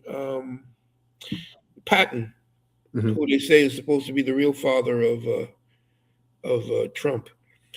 Patton said, we fought on the wrong side and we killed off the wrong enemy. I'm paraphrasing, of course. He said, it's the communists that we're supposed to have been fighting, because the Nazis actually were cleaning up Germany at that time, because Germany had become a pit of pornography, whores on the streets, drugs, delinquency, no schools, no jobs, because the Jews had taken over everything at that point. And all of this stuff about being in Auschwitz and all the kind of nonsense, all of this 6 million Jews when only 800,000 were in the whole of Europe at that time, everything is BS. If you looked at some of the things that they actually, these places where they actually said they were actually ensconced and imprisoned, They weren't in prison. They had pools. They had recreation houses, musical concerts. That's what they had. They moved them into these places because Hitler wanted to clean up. Matter of fact, the whole transgender movement started in Germany. That was one of my things that I had spoken about in one of my webinars. And if you listen to what his speeches are, he sounds, and everybody said, well, damn, this guy's crazy. But if you listen to it, he was talking about the fact that we have to get rid of the money changes. We have to get Germany back for the Germans and all this type of stuff. So I ain't supporting Hitler, but I support the fact that he tried to get his own people back. And was he black? Who knows? I know that J. Edgar Hoover was black. He didn't look it. Woo! Didn't know that one. Look, that's a new one to me tonight. Yeah, his grandmother was black. Wow. Listen, I got to give a shout out to, let me find them. It was a few of them. Shout out to Emperor of Truth said, please expand or expound on, how we must elevate our pineal gland to the highest level of spirituality, the dark crystal, and to become the sun, the laws of the sun. And I had another text come in too that asking what's the best diet to use to kind of maximize the pineal. It's a process. It's not an event. Got you. Why you have to go through such a heavy discipline of fasting, purification, and the kind of foods that we're eating right now. My wife and I, we shop. We don't shop in the stores anymore. We shop in markets, and we get all our foods and our stuff from the markets right now because it comes right from the farmers who deal with the organics, and we get it right there like that now. So if you're going to shop for anything, and if you're eating flesh, chicken, or whatever it is, go to the farmers markets. If you're going to fruits, get the stuff right from out the ground. We got still dirt on some of the vegetables that we got, which we know it's coming right out of the ground. As far as the pineal gland works, no matter what it is, it's always regulating your hormones. So if you know that your hormonal structure is working well, it means your pineal is working well. Try to get to sleep anywhere between 10 o'clock and 3 o'clock in the morning. That refreshes, and make sure that you are in complete darkness. Not a sliver of light should be in. That's the way you recharge the pineal. The pineal cannot be distracted by your two eyes. This is the distraction.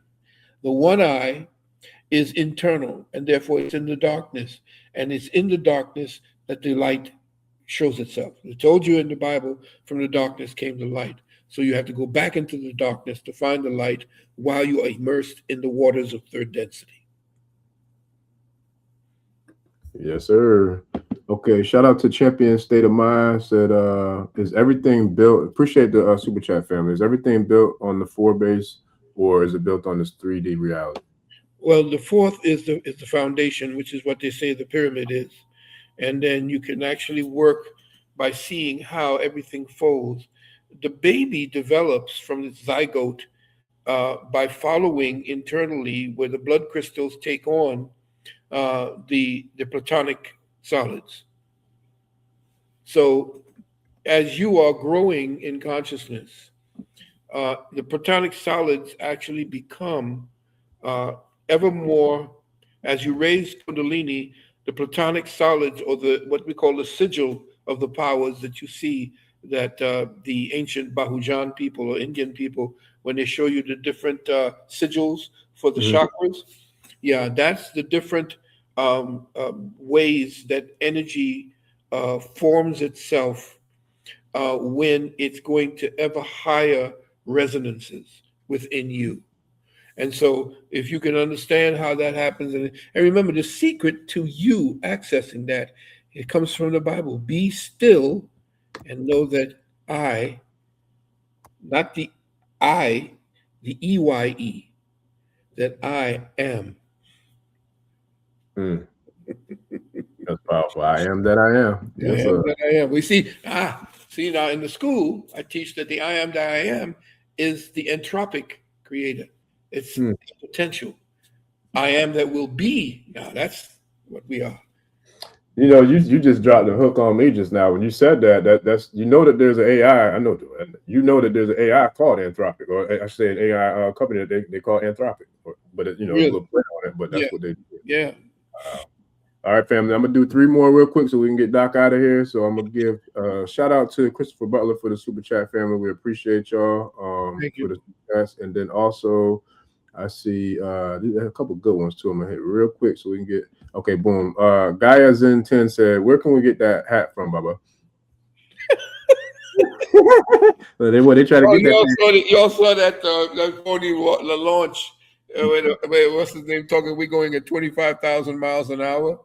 Yeah. God Okay. Almighty, these people are so goddamn stupid. And did you see how they escaped out the rocket going down, going out? Oh man.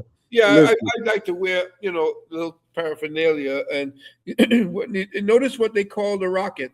Does anybody know what they call the rocket? What they call it, Doc? Artemis, right? Mm. Do you know who Artemis was? I know the name. Who was Yeah. Artemis? Artemis is the female version. She was the twin sister of Apollo. That's Superman, right? Uh-huh. Is that Yeah, supposed to be like well, see, the Apollo was supposed to have landed on the moon already. right? Yeah, so that they're telling you his sister's going up. Okay, Artemis. All right, we'll see you when we get there. Just go up online and just put up, flat Earth, and I don't do with flat Earth. I do flat plane, and you can do flat Earth, and they have all these little paraphernalia. Like I like this one, make just to stick it to them, make the Earth flat again. I was trying to catch it. I finally did see it because I was going to ask you what you had on the bottom, but I was able to see it later on through the show. That's all right. Let me see. I got 2 more because one of these I feel like this person's asking this question for probably a good portion of the tribe on the call tonight, and we'll see it later. So here it is. Shout out to Nikiva Dunn 4250 said, "Is there any way to detox the purge jab out of our systems? I'm registered nurse." My beautiful sister. Oh wow. Yes, there is. You have to put the nanites, that they call them. I call them that, but you need to put them into stasis so they flush from the system. I have my email, and if anybody wants me to send them all of what I have researched to be able to put these graphene mRNA materials into stasis, I'll gladly send them my list of things. But I can tell you one right now is nicotine. Notice that the smokers never got. The nicotine essentially is not a drug. It's a nutrient. But they always tell you it was a drug to keep you off balance. Nicotine patch, 7 milligrams over 7 days. Go out and get rid of the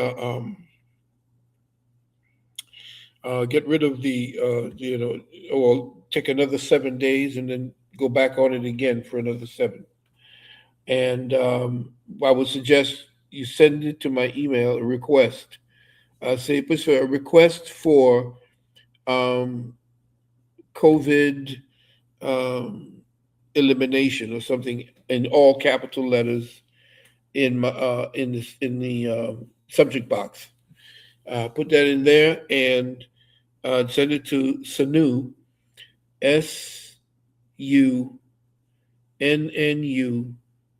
777 at gmail.com. Once again, Sunnu, SUNNU 777 at gmail.com. Now, very good. African experience. Thank you very much. Now, here's the deal. You can text my wife to get the Juice Plus. This is what allows me to speak for 11 and a half, 12 hours. You've seen some of my videos. I can go on for, I hold a record. Me and Bobby hold a record for yammering for that length of time. Text my wife, Dr. Nalani Valentine, and ask her about Juice Plus. Excuse me. Hang on a second. Yep, and while you do that, Doc, I'm sharing all the info in the comments too, family. So all the information that Doc is saying, y'all will see it in the comments, and I got it on the screen now for Dr. Delani as well as that Hill. So family, reach out, to get the information. And also, I think my wife, I'm not sure. Did you get the part where she gave us our to put on the Yes, sir. The link for the yep, here it is right here for the book, and then and also for the mailing list. mailing list as Yep, well. yep. And I've been sharing this throughout the show too for you, Doc. Okay, I really appreciate it. And make sure you get the Sanu777 at Gmail. Once again, SUNNU SUNNU777 at gmail.com. And just request the request COVID elimination, whatever. Just put it in there. COVID info or something like that, in all caps, because I get dozens of stuff, and if I don't want to look at it because it's going to take up my time. But if you're requesting it, I'll send you what I send to people who request how to get rid of that crap in their system. Because remember, if it's in their system, they've now taken away their humanity. And they're no longer they now become patented individuals. In other words, whatever's coursing through the system is taking over their DNA. It's getting into the nucleus of their cells and creating a product which belongs to them. And they, just like anybody who's dealing with genetic engineering in their foods and their crops, if some of that gets over into another farmer, that person can be sued because that the seeding is actually belongs. And this is what the white man is about. It's crazy. I think that's about it, family. Because let me see. I think there was one I thought I saw, but I don't know if I can find it. Because I'm Just about you're looking for that. Just make sure that we're going to announce the start of the next class. It's a 3-month course. It's 6 classes. You can pay in parts. Yes, ma'am. It can pay monthly, or you can pay in all full, and so forth. Just go up online and put your, also you can put your name into that or your email. But I would suggest that if you are interested in the class, go up and register so that our admin will pick up the information and get right back to you. Ashe. And let me see. I'm trying to share it real quick now. See if it's my computer, my internet's moving real slow, so I don't know. But I tell you what, I definitely have all the links, all the contact information, everything will be in the comments in the show description. Once I can get everything downloaded and it all kind of renders out and all that. But man, I want to definitely give gratitude and thanks to you for coming back through and doing what you do. I've been looking forward to this conversation for a long time, man. So I definitely appreciate you coming, and making it happen. Because I know you had a lot going on and had a lot on your plate. You had a lot, to deal with, getting ready for your next presentation and all that good stuff. So for you taking the time to come out and share the knowledge and the wisdom and understanding, understanding to the tribe, man, I definitely give huge thanks. Family, please support Doc. I'm going to share this PayPal again. We want to make sure that we're supporting the work that he's doing and the ability for him to come in and share this information with us because it's needed now more than ever. So I'm going to continue to do what I got to do to try to make it happen so we can get this information to all of us. And also, but we got to support, we have to support in order to keep this information, to keep Doc, to come back and join us and to be able to spend time with us doing what he does in order for us to be able to receive this information. So please support, family. If you're in a position to do so that way we can continue to put this kind of content onto the channel and to be able to continue to support those who are doing the work, for us and to uplift us, inspire us, educate us, and empower us more than ever. So I definitely give gratitude and thanks, Doc. Do you want to leave anything with the people on the way out? Well, I just want to thank you, Brother Risha. We're going to be definitely working together. I want to thank young people for actually picking up on the information because you got to take this standard forward. And you got to teach your children. Matter of fact, take them out of school. We do have also a homeschool online that you can inquire of it. Just go to it's actually ISM homeschool.org. ISM homeschool.org. We teach young people over the internet, people who want to homeschool their children. We teach them from a cultural perspective, and we have the finest teachers, people who have actually been retired and have been one of the type of teachers that do the fundamentals, reading, writing, arithmetic, that type of thing, things that they're holding over right now. But we give thanks for the time to speak to the family. I love you all, and keep up the good work. Spread the word, pay it forward, do what you have to do, and make sure, because you're going to need all your courage over the next, say, going into 2030. That's when they hope to fulfill their agenda, and that's about killing off at least 2 billion people. And we're going to see maybe some kind of small nuke event or some kind of tsunami event. Just be mindful, be ready, have your weapon that you're going to have your food, and have your water, and have your community. Go and consolidate and fellowship with people and talk with them about what's happening. I think everybody's ready to listen this time, no matter who they are. Go to your brothers and sisters and begin talking about that, because you're going to need each other with the times that are coming. That's big facts, man. United we stand, divided we fall, family, and that's real. So if they're not with us, they're against us, and we got to make sure we all riding and rising together. So I appreciate you once again, Doc, man. I definitely look forward to chopping it up with you. And like I say, anything I could do to push forward your narrative and all the work that you're doing, man. I've been a student for years before I even you ever knew anything about me or anything about the channel or anything. So I definitely give gratitude and thanks for you coming and doing what you do for us. And I look forward to doing it again. Same here, brother. Yes, sir.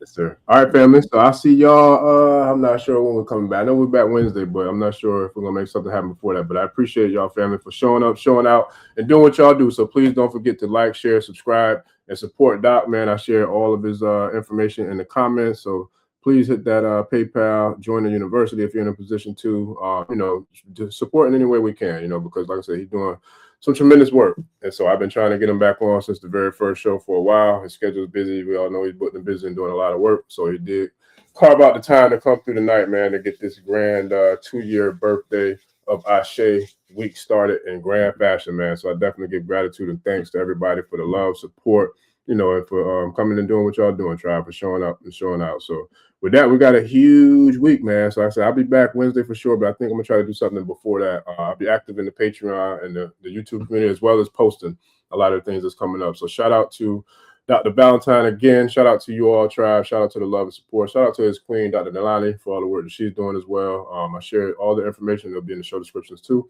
And so, yeah, I look forward to seeing you all in the next episode, family. So once again, this is Orisha Bemi. We are out, family. Peace.